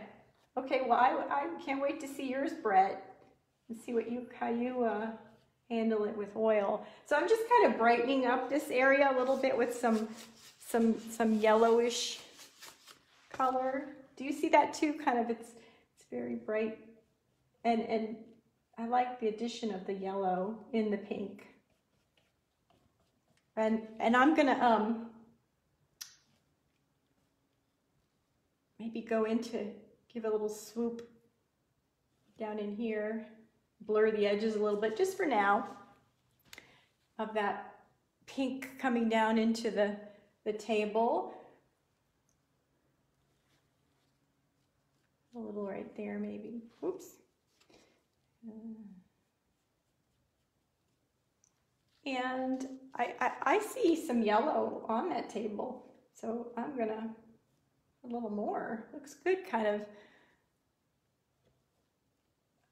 mixed in there a little bit. Okay, back to the, well, yeah, back to the darker pinky color. Put a little bit of yellow in there, and this is the side of the, see, that's what happens when you have two different colors on your brush that I just don't like, so I went back over it. That's that side of the vase. Just want to kind of imply where that is, and then remember, we're going into the background in the vase here because we're seeing through it, right? And I'm a little lighter than the photo, right? So I'm going to stop a minute and now think about this side. And I think that,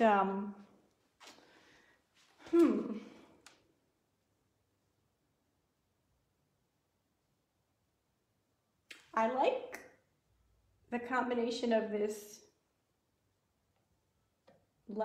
blue and this yellow here. Maybe I can carry some of this gray blue up in here, but darker, a little darker. So back to my palette. I'm going to put some, back to my white and blue palette, I mean, put some more manganese in there. Now that's really dark back there, so I have a feeling I'm not going to get dark enough with the way I'm going here, but we'll see.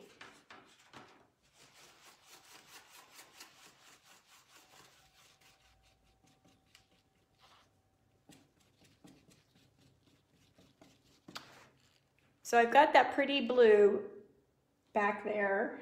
Do I want it to be that bright? I don't know. I think I might want to gray it down a little bit. So I'm going to put a touch of yellow in it and a touch of either red or magenta. Just a little bit to gray it down, because that's how you make gray, is red, yellow, and blue. And the way the gray comes out is determined by which color is dominant. So you could have a blue gray or a purple gray or a yellow gray, green gray really, not yellow. So you see it's very similar to that original color, but a little grayer down. And it's definitely not the right value. I started with a big pile of white, so that probably wasn't the best thing because I needed it to be pretty dark. So mixing. I'm getting purple at this point, which is where I might end up. We'll see. More manganese.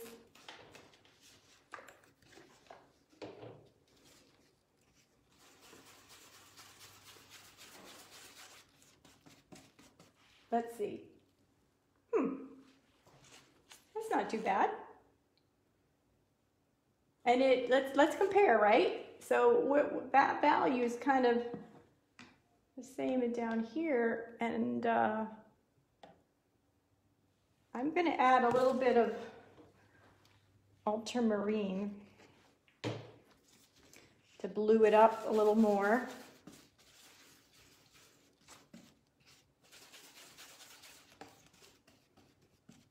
See how we went from like an aqua to a purple to a gray back to blue. Yeah, that's dark enough. That's for sure. I'll lighten it just a tad.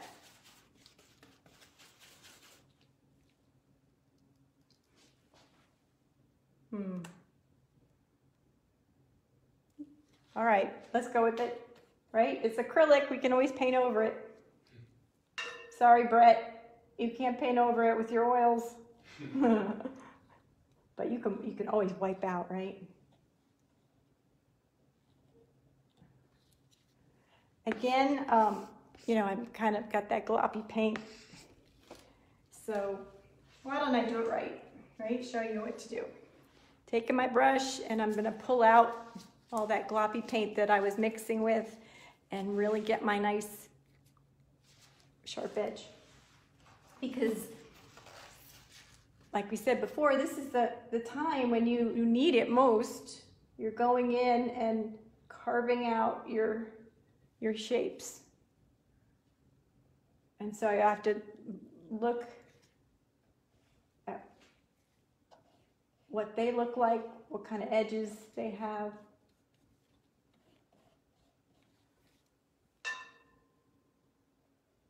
You can make them a little bit more interesting. This point, this is kind of not very defined, right? This one here yet.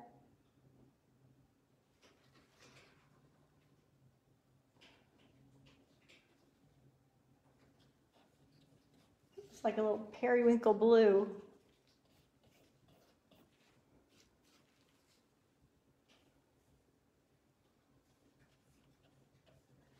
Isn't it funny how every day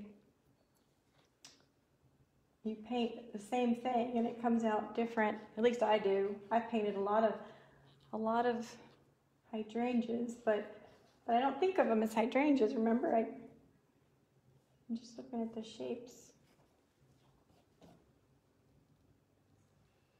And I cross my fingers that they look like hydrangeas in the end. All right, so we're moving around. I'll come back to that in a second because it is a little lighter value in there, but I want to transition a little bit here. So it's getting lighter. So I'm going to mix up a little bit lighter color and change the color a little. I went back in with that manganese and we'll see how that works. So here I am kind of blending wet and wet, right? Which I really haven't done too much of yet. I want to go into my hydrangea with this color. And I want it to peek out a little bit in spots. Okay, blend. Got to be quick with acrylic to blend. And then down here, look, this color is down here as well, under the hydrangea. You have a shadow. Oh, and it's kind of mixing with my pink. It's not dry yet.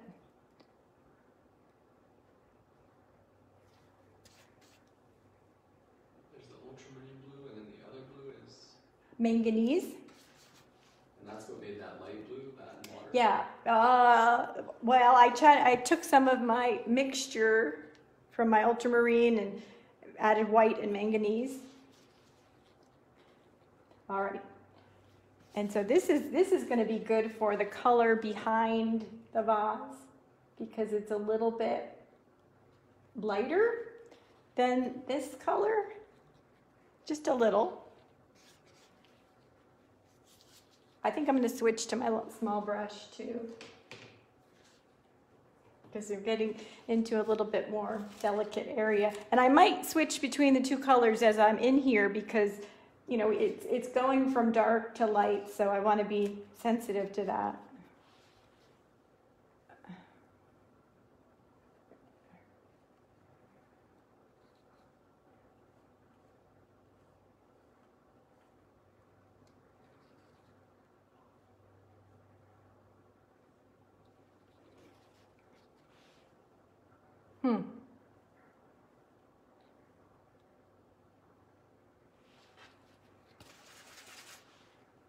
Lighter.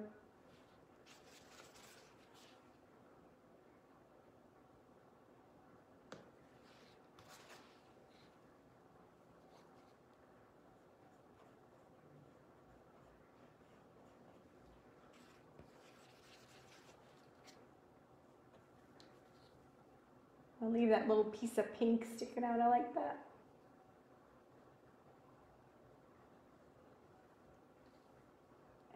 And this area, remember, we're just kind of looking at the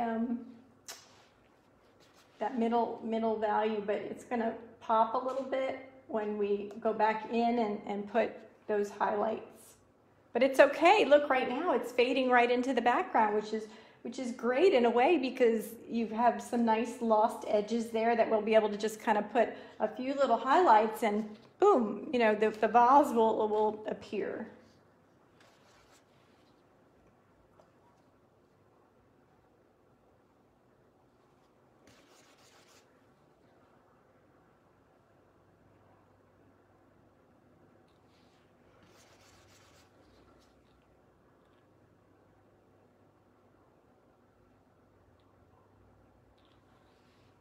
I'm going to stand back a little, look where I'm going. Yeah.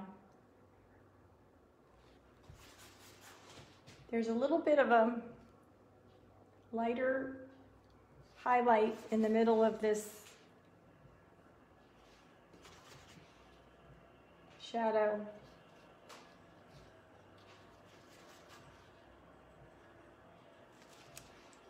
Uh-oh, I always know when my computer goes dark that I've been painting for a while.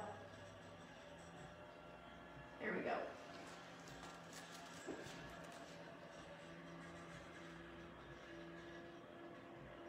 Okay.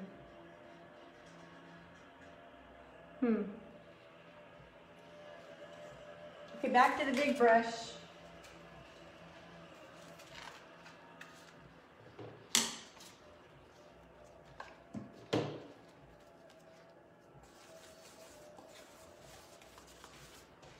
I'm just gonna come back in here a little bit. It's always nice to have a little texture going on in the background. And you could do that at the end too, but I was just noticing it, and since I already had the two blues mixed up, I wanted to jump in there a little.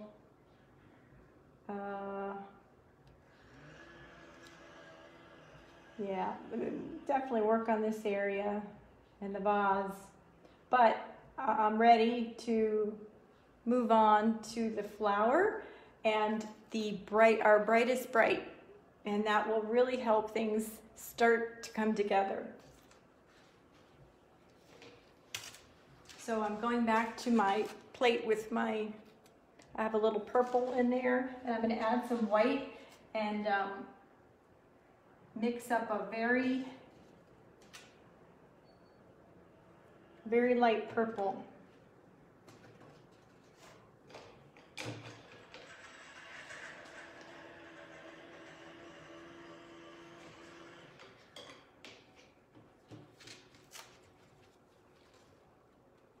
Might be too much purple on my plate, so I'm going to wipe off a little bit.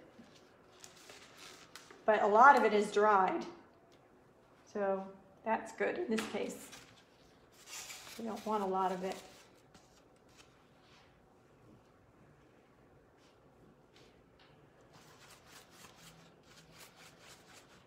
Boy, a lot of it, most of it's dry. I'm going to have to put in some more blue and magenta.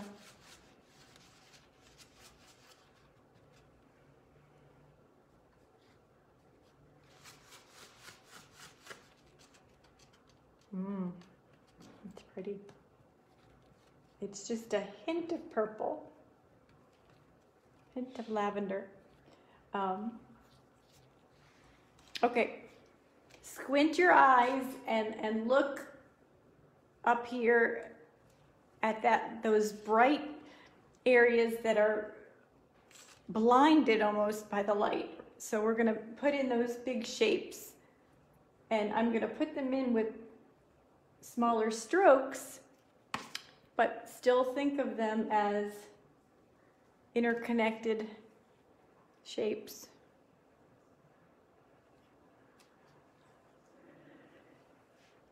And remember, you want little bits peeking through because that's what's there, and it's what's going to make your blossoms pop. Kind of goes here a little bit.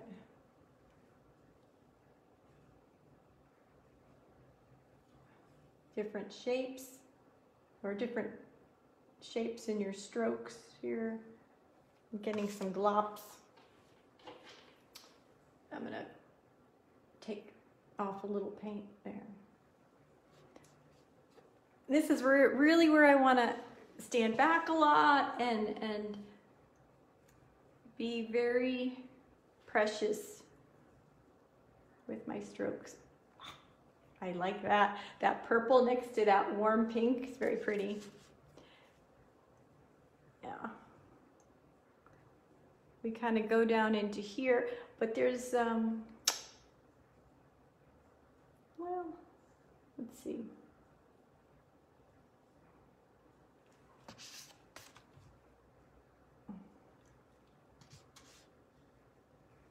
Go up along here. Turn your hand different ways to get those different shapes.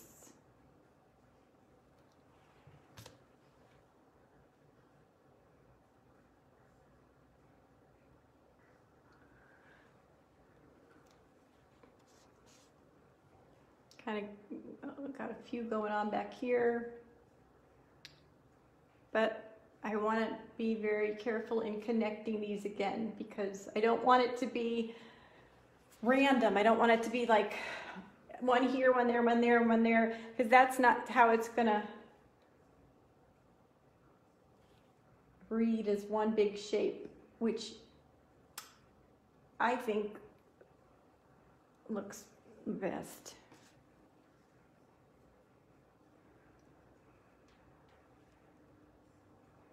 Okay. All right, I'm going to stop there for a minute and then go down here. And I'm going to keep my mixture I have, but I'm going to put a little bit more manganese in it to change the color.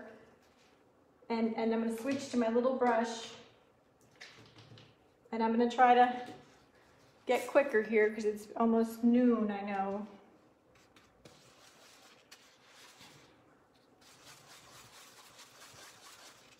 And manganese and purple is really a pretty combination.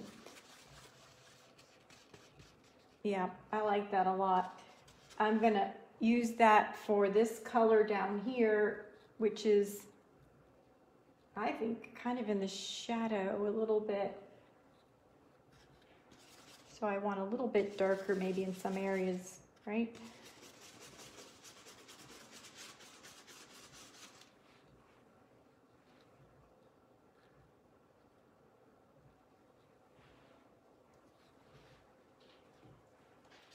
And then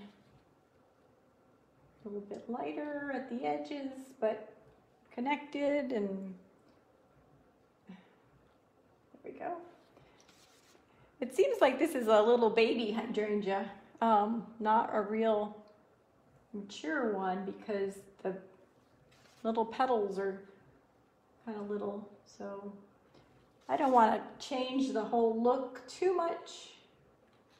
I'll end up putting some little ones up in here too, but I just want to imply what's going on down here. I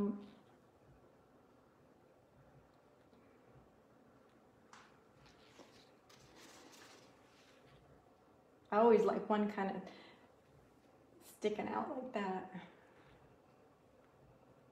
That's good, I like that. I really like that color too with the purple and the manganese. mixture. And so I'm gonna stand back and see if I can use that anywhere up here as well.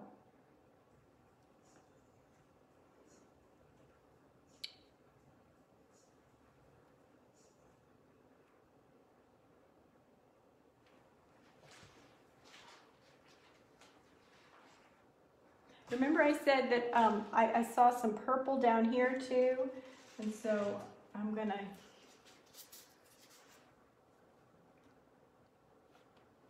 put in a little bit of that down here, reflecting.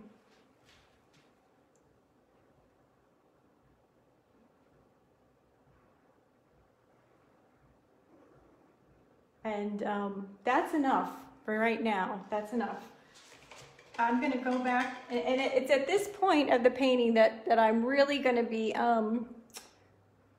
switching around a lot, because now I need to go back into those darks and the mid-tones a little bit too, and tighten everything up. So I'm thinking of these areas right here. I don't want to cover them up totally, but I do want to go in a little bit on those. So I've got my ultramarine. I'm going to stick a little bit of the phthalo blue, maybe into a little bit of white there, more green. So it's a nice blue-green I get.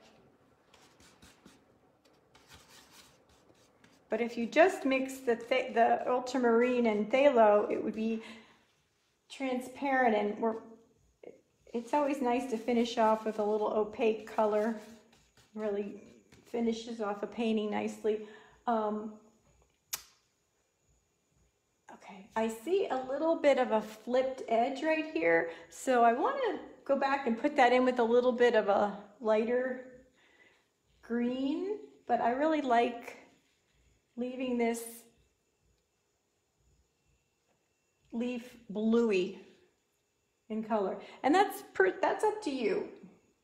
If you want to make it more green, then that's fine too. I just really like the differentiation between that, you know, really pushes it back, and the green leaves.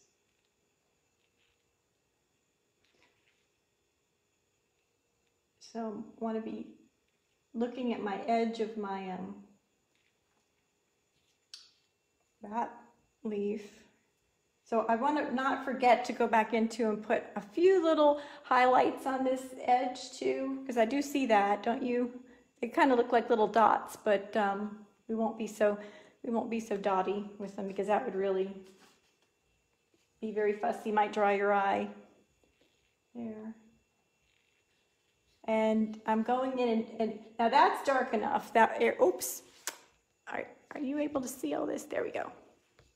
That is dark enough, right? So I'm going to leave that, and this area is not dark enough, but I'm going to go in there a little bit. Now I'm going to switch my color. I'm going to add a little bit more magenta in there for a little switcheroo on the color. It's always nice.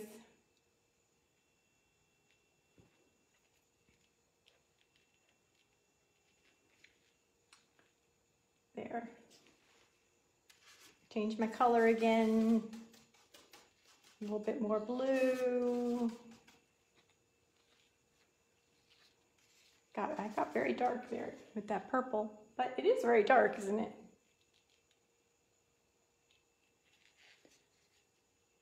It's kind of light. We've got some stuff going on over here.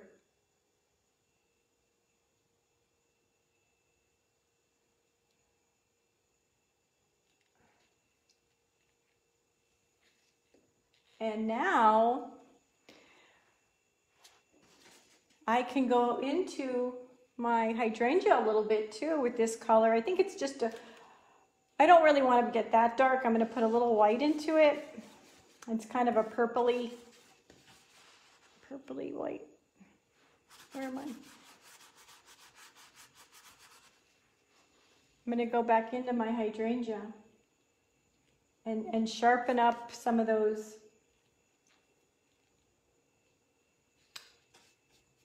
behind the blossoms area where it's necessary.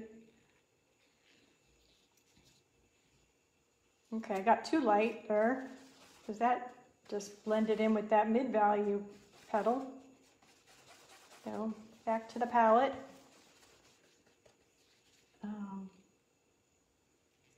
Again, you don't want to be too spotty all over with these, but want to get in a few implied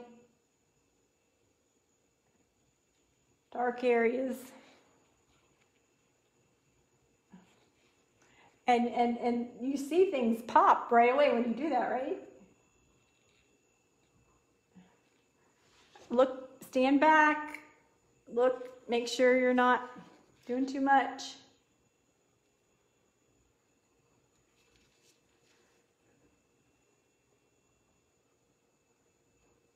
Okay, and then down here, oh yeah, got that nice dark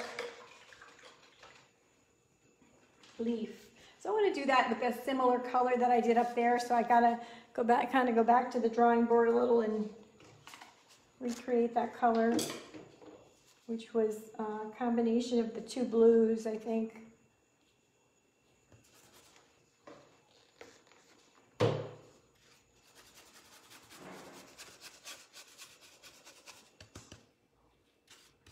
A little white.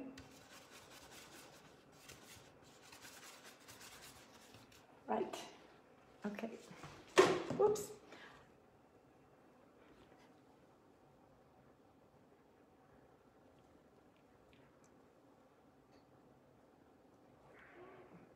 I like all these little, I like that down there. Should I leave the drip?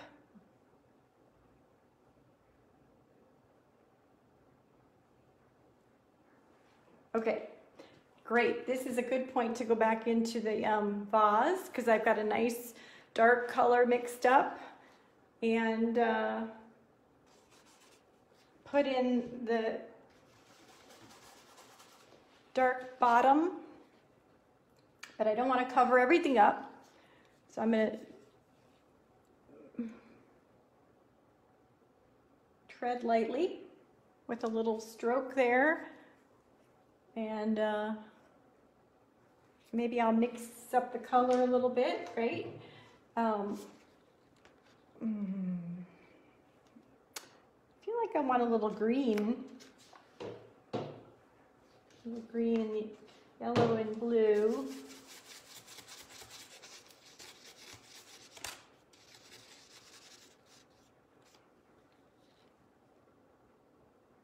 That's very blue, isn't it?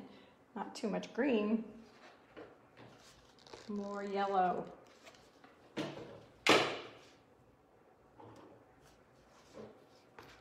Whoops. Got a big squirt, too big. But we will make do.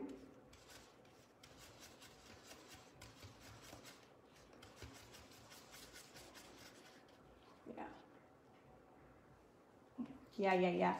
Oh, we're still zooming in. What, honey? We're still zooming in. Oh, okay, you can't see. Sorry about that.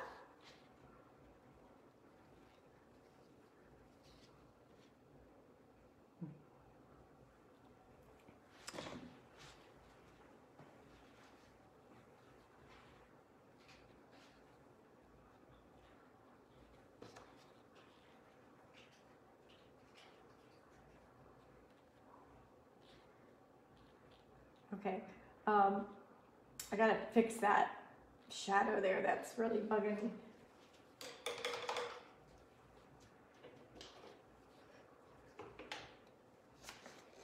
Now, I know what to do. I'm going to use manganese and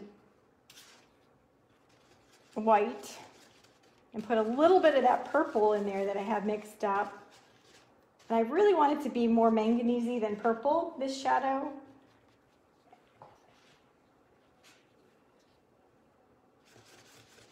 And no, more manganese. A little bit of white and a little yellow.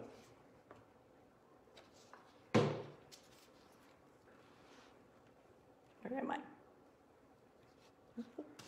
Just kind of seeing if I want more of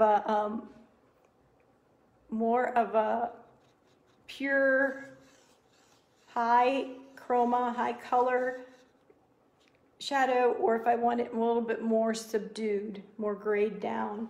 And I'm leaning toward this really high chroma that kind of picks up on all that pretty aqua green that we had started with. Yep, that's it. Okay, I like it.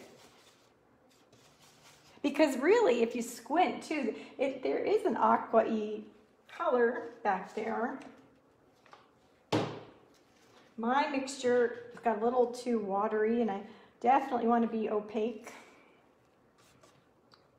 So I'm continuing to perfect my color right here and putting a touch of yellow into it. I don't know what that does, but it just sweetens it up a little bit. Am I the right value? No, I'm a little light. Keep going. All right. Get rid of all that. There we go.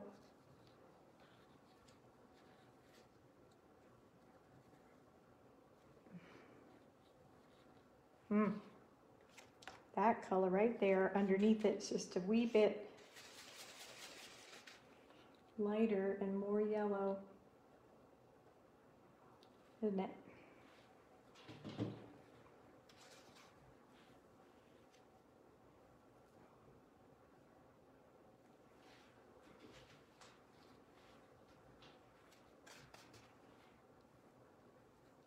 I don't want to get rid of that little line. I kind of like that. I think it implies the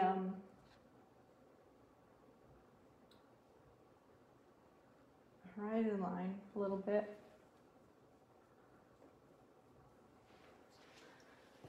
Okay. Oops. Now we're coming into, I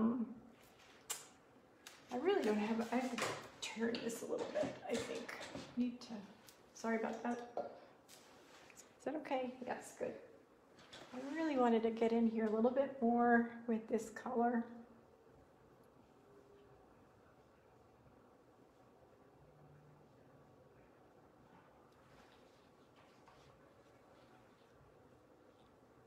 And you know what? I think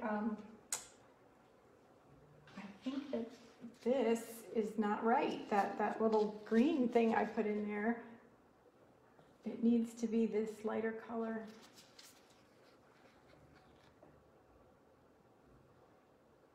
There.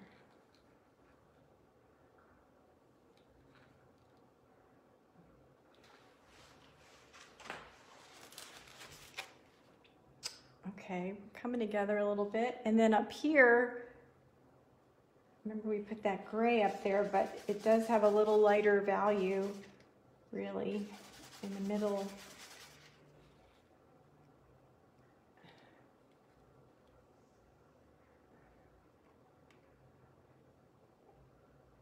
Don't worry about the stems, we'll get those in.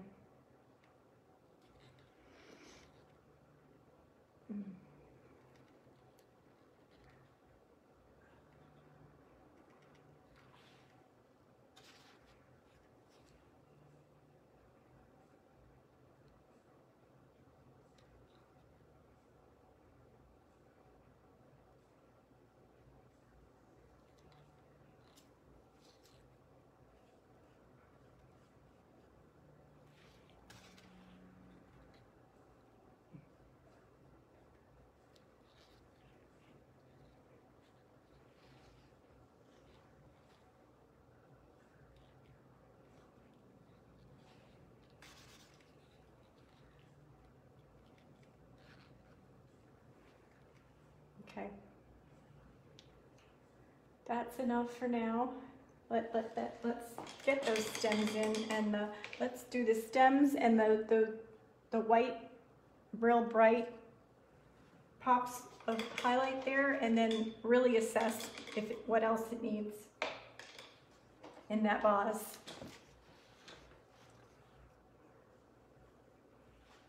Oops. So the stems aren't bad, but we're missing some of the darks in there, and so I'm going to mix up. I'm going to go back to my phthalo green.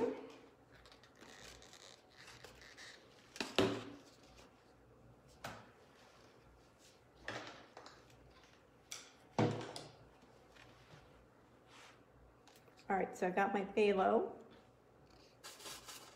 Red and phthalo, and a wee bit of white. Just need a dark brown kind of color, greeny brown.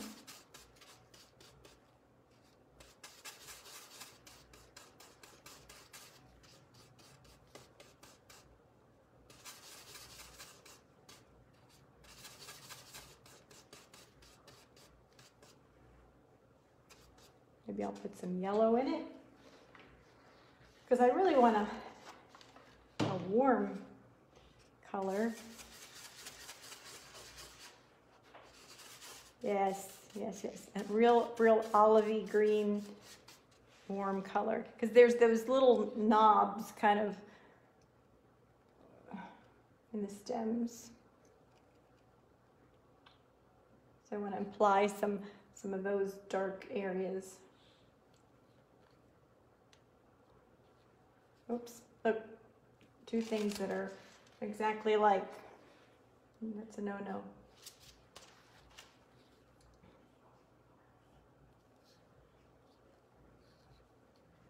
And reestablish that little shadow between. Not really like. There. And then there is a kind of a dark there going out that way a little bit. And there's really, there's a really nice dark that's by these, where we're going to put those really light colors. So that'll help that pop out. I don't want to get too liney in here, you know, with this, because it is such a strong color that it's going to have really sharp edges. And while I have it out, I'm going to go up into my flower a little. Oh, look at this. This needs a nice dark connector there.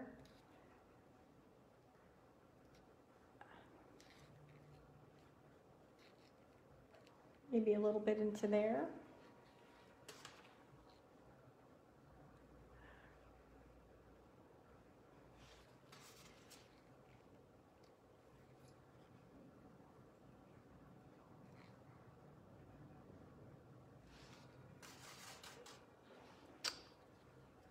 Okay, right there, too.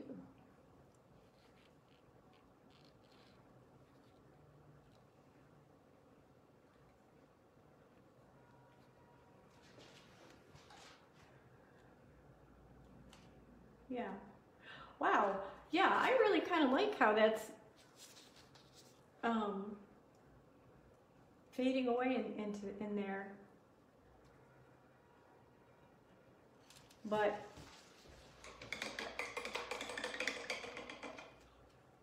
so at this point too, we're kind of noticing things that are sticking out to us, that are saying, hey, that don't look right. So I just had one of those moments where something didn't look right, and so I'm mixing up a little bit of cream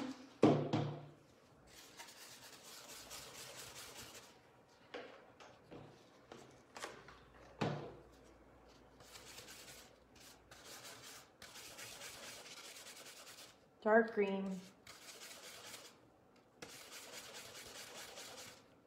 Where's my red when I need it?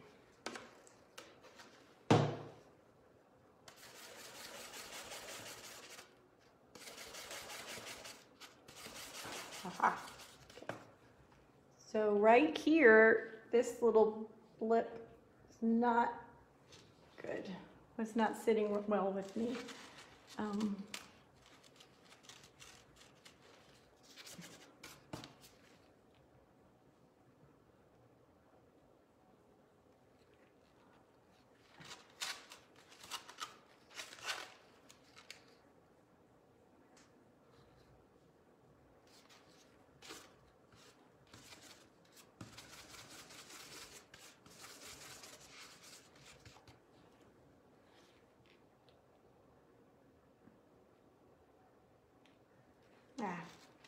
Well, it turned out more of a little circular blob than I wanted, but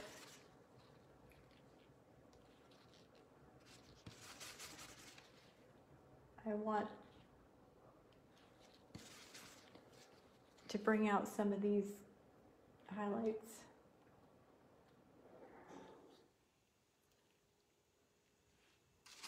Remember I said we had to kind of go along that edge a little with the highlight too.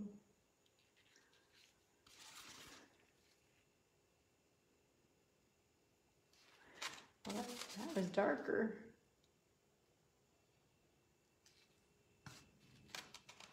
I don't really like that hard edge there.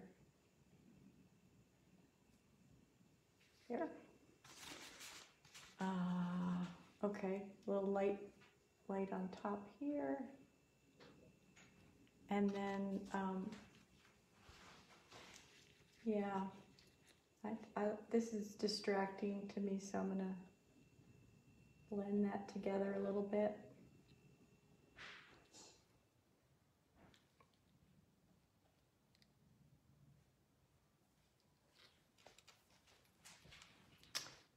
Yep.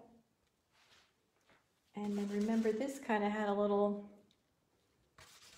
flippy edge back here.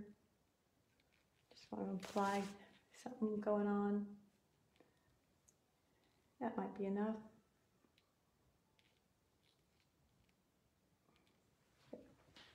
Yeah.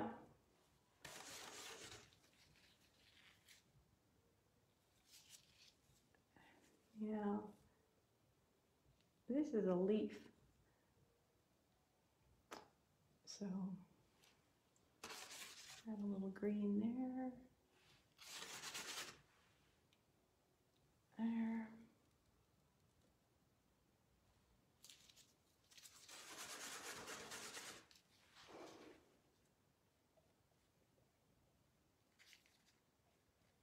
I'm not sure. Yeah. I've lost my little dark area there that I really would like. I need just a little dark.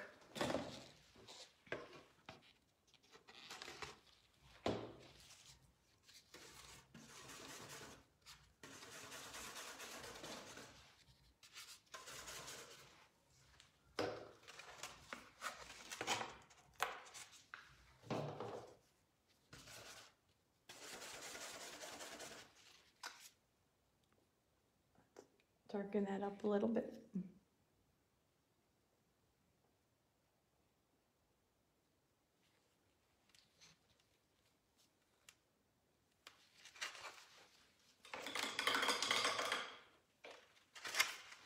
And then a little light down here.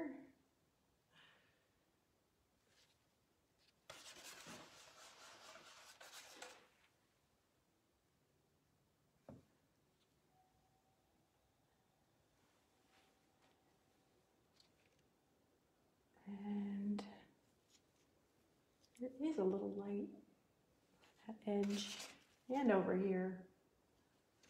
But I don't want to get too fussy. See, that looks too fussy to me. Right there. Okay, we're gonna stop at the green. And although just a hint of highlight on the stem, maybe just a little light areas.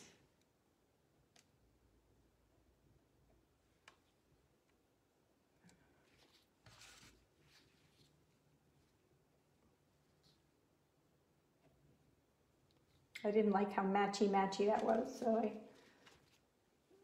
threw another line in there.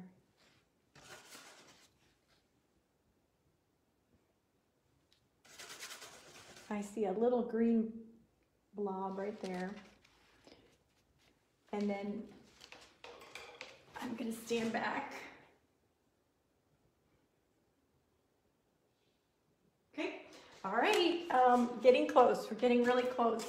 Going back, I'm going to get clean water and I'm going to clean my brush really well and mix up some white, low battery, with a little bit of yellow.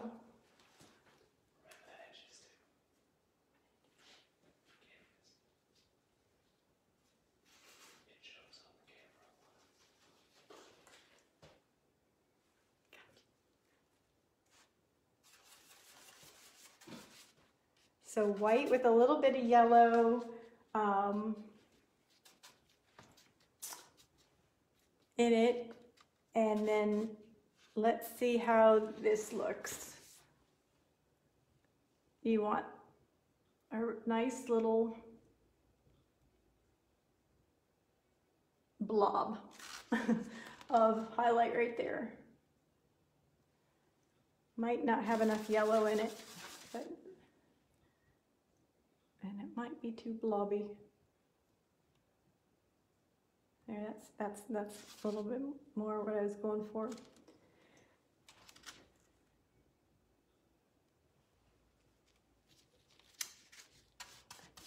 Then I want to go up here and find some edges, just a few.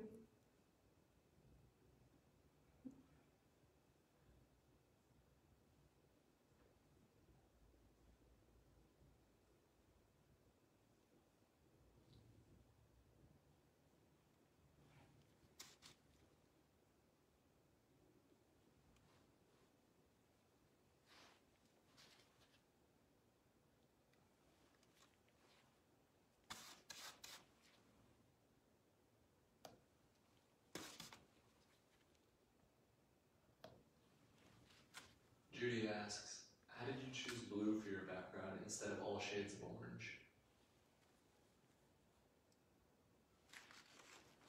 I think that, Judy, I can, if I had more time, and I don't want to stay here with you guys all day, I think I would like to carry this around a little bit more and have this be a little bit more orangey coming up here with just, and maybe some peaks of orange in here. And then I like the blue to imply the shadow.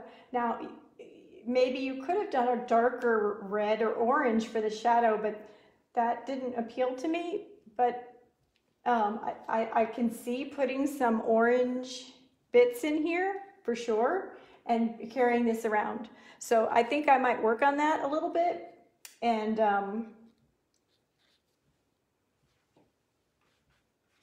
then show you what I come up with.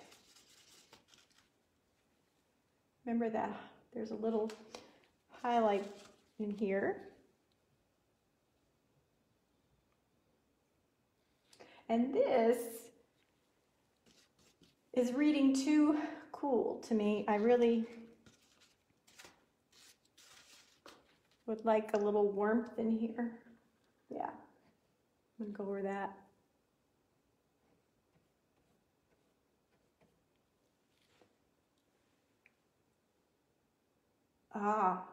To go right over this there. My line was not terribly straight, was it?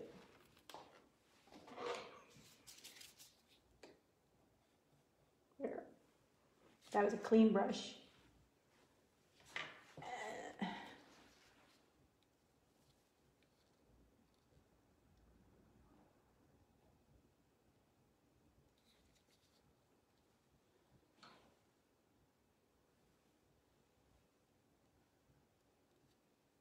And look, a little bit of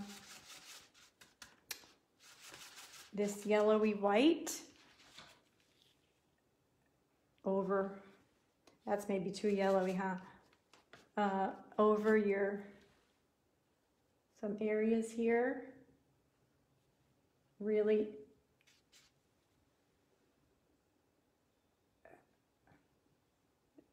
to bring out the highlights.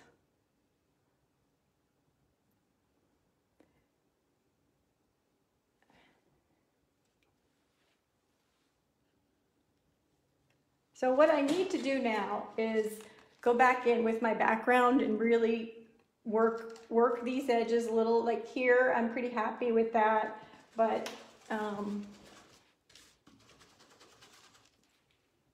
here needs a little help.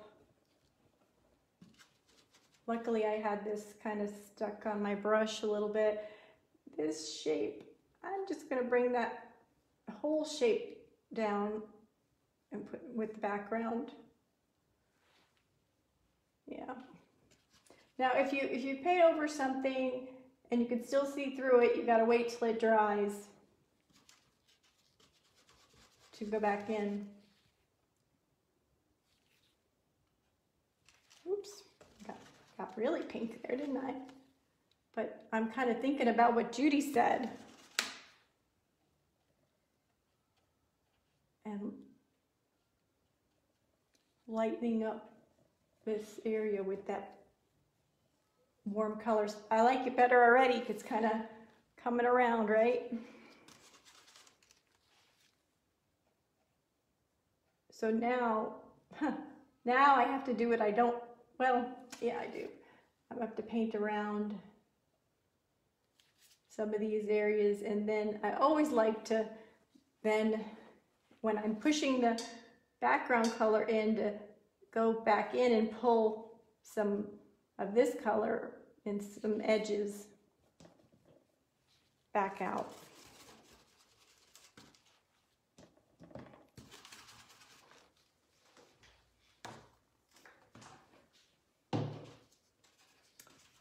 I wonder how everybody's painting has turned out. I can't wait to see them.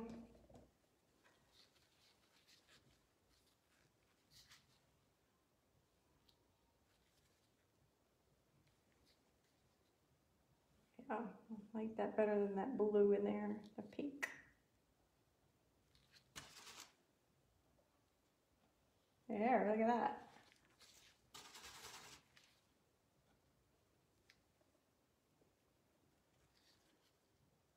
Okay.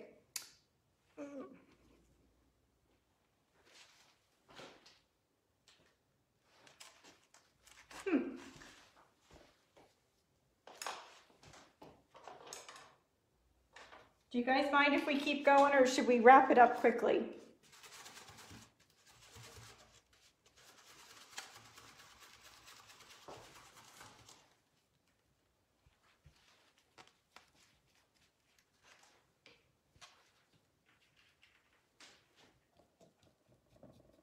Now,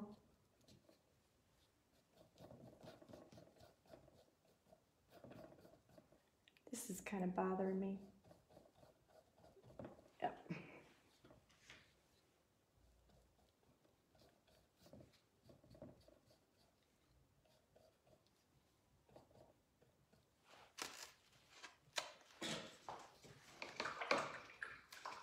A few keep goings.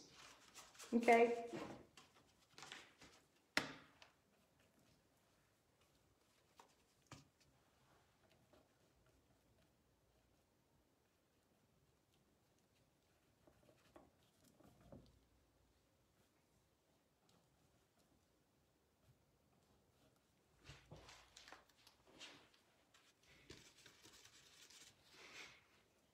Anne makes the great point, and it's not like I've got somewhere to go.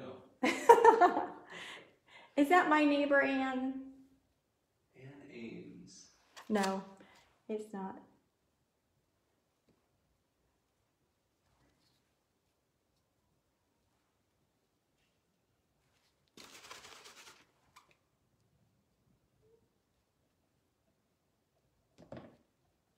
So this is still kind of wet. I can kind of blend it together.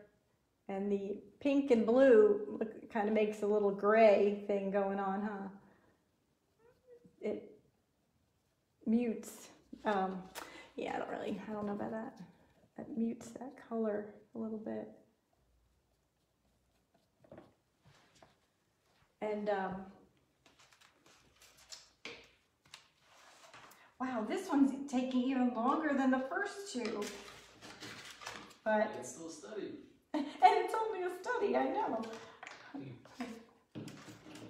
But you will be so glad that if you were doing this painting, you know, and it was a big 36 by 36 or whatever, and you took the time to work all these things out, it would be super helpful. So look, now I'm going back in. Just some random stuff.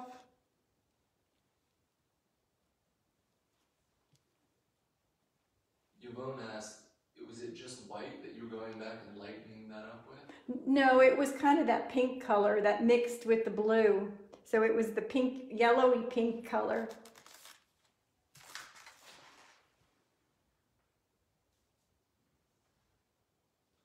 Okay, and I see that it needs a little bit more cohesiveness in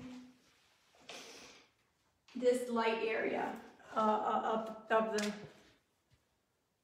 the flower, and that's okay, because I'm happy that I didn't overwork it right in the beginning, and now I can go back in and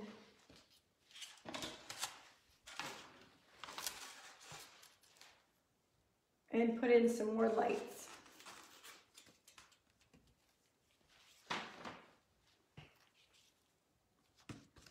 But should I use yellow or should I use purple? Let's see. I'm thinking maybe the yellow.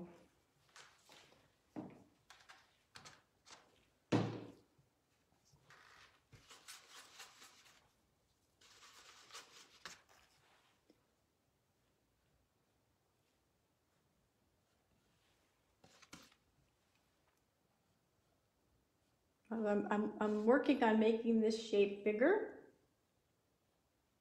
of the light falling on the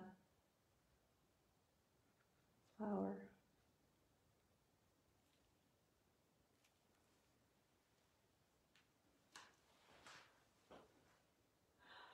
Yeah.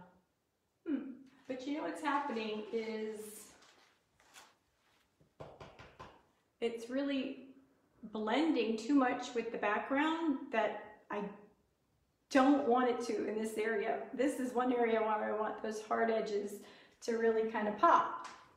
So then what you have to do is go into it with that background again and bring out those edges.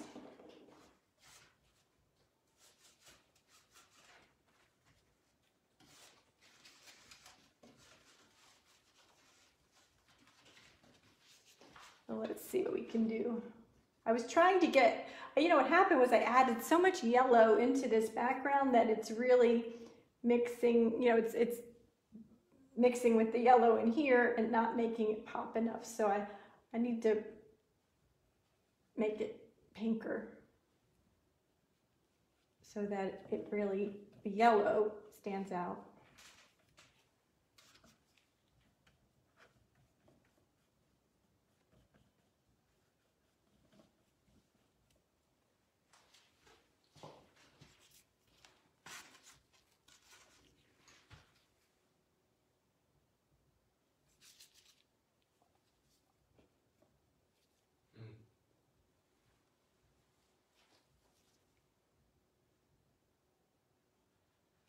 says, just dropped in and love it. Can't wait to try this later. Aw, thank you, Pamela.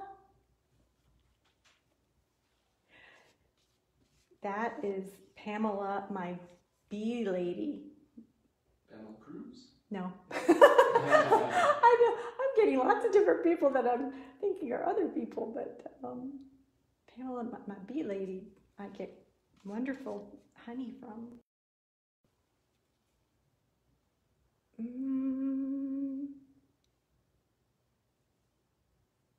You know, I would like to stick a little bit in there too.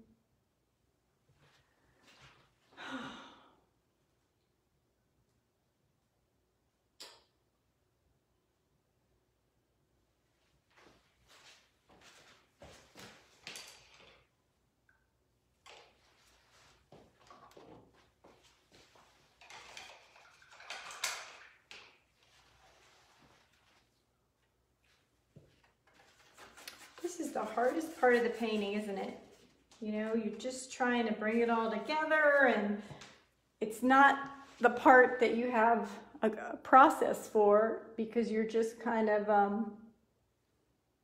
you're just looking for things now that need help.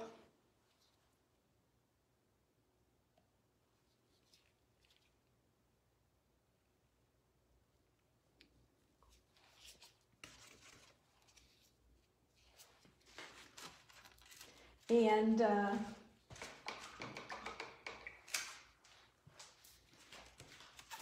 I know I'm kind of all over the place with colors and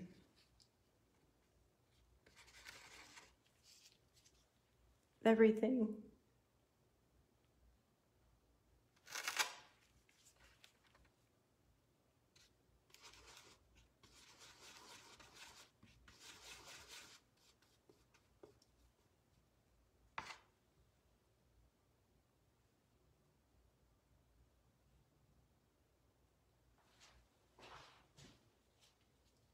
You know what? This area in the back is kind of distracting to me a little. So I'm going to go in and I think it had a run or something. I'm going to darken it up.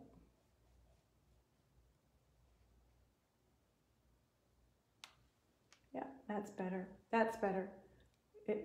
Now I have that nice shape. Goes around the leaf, even over here, down into here.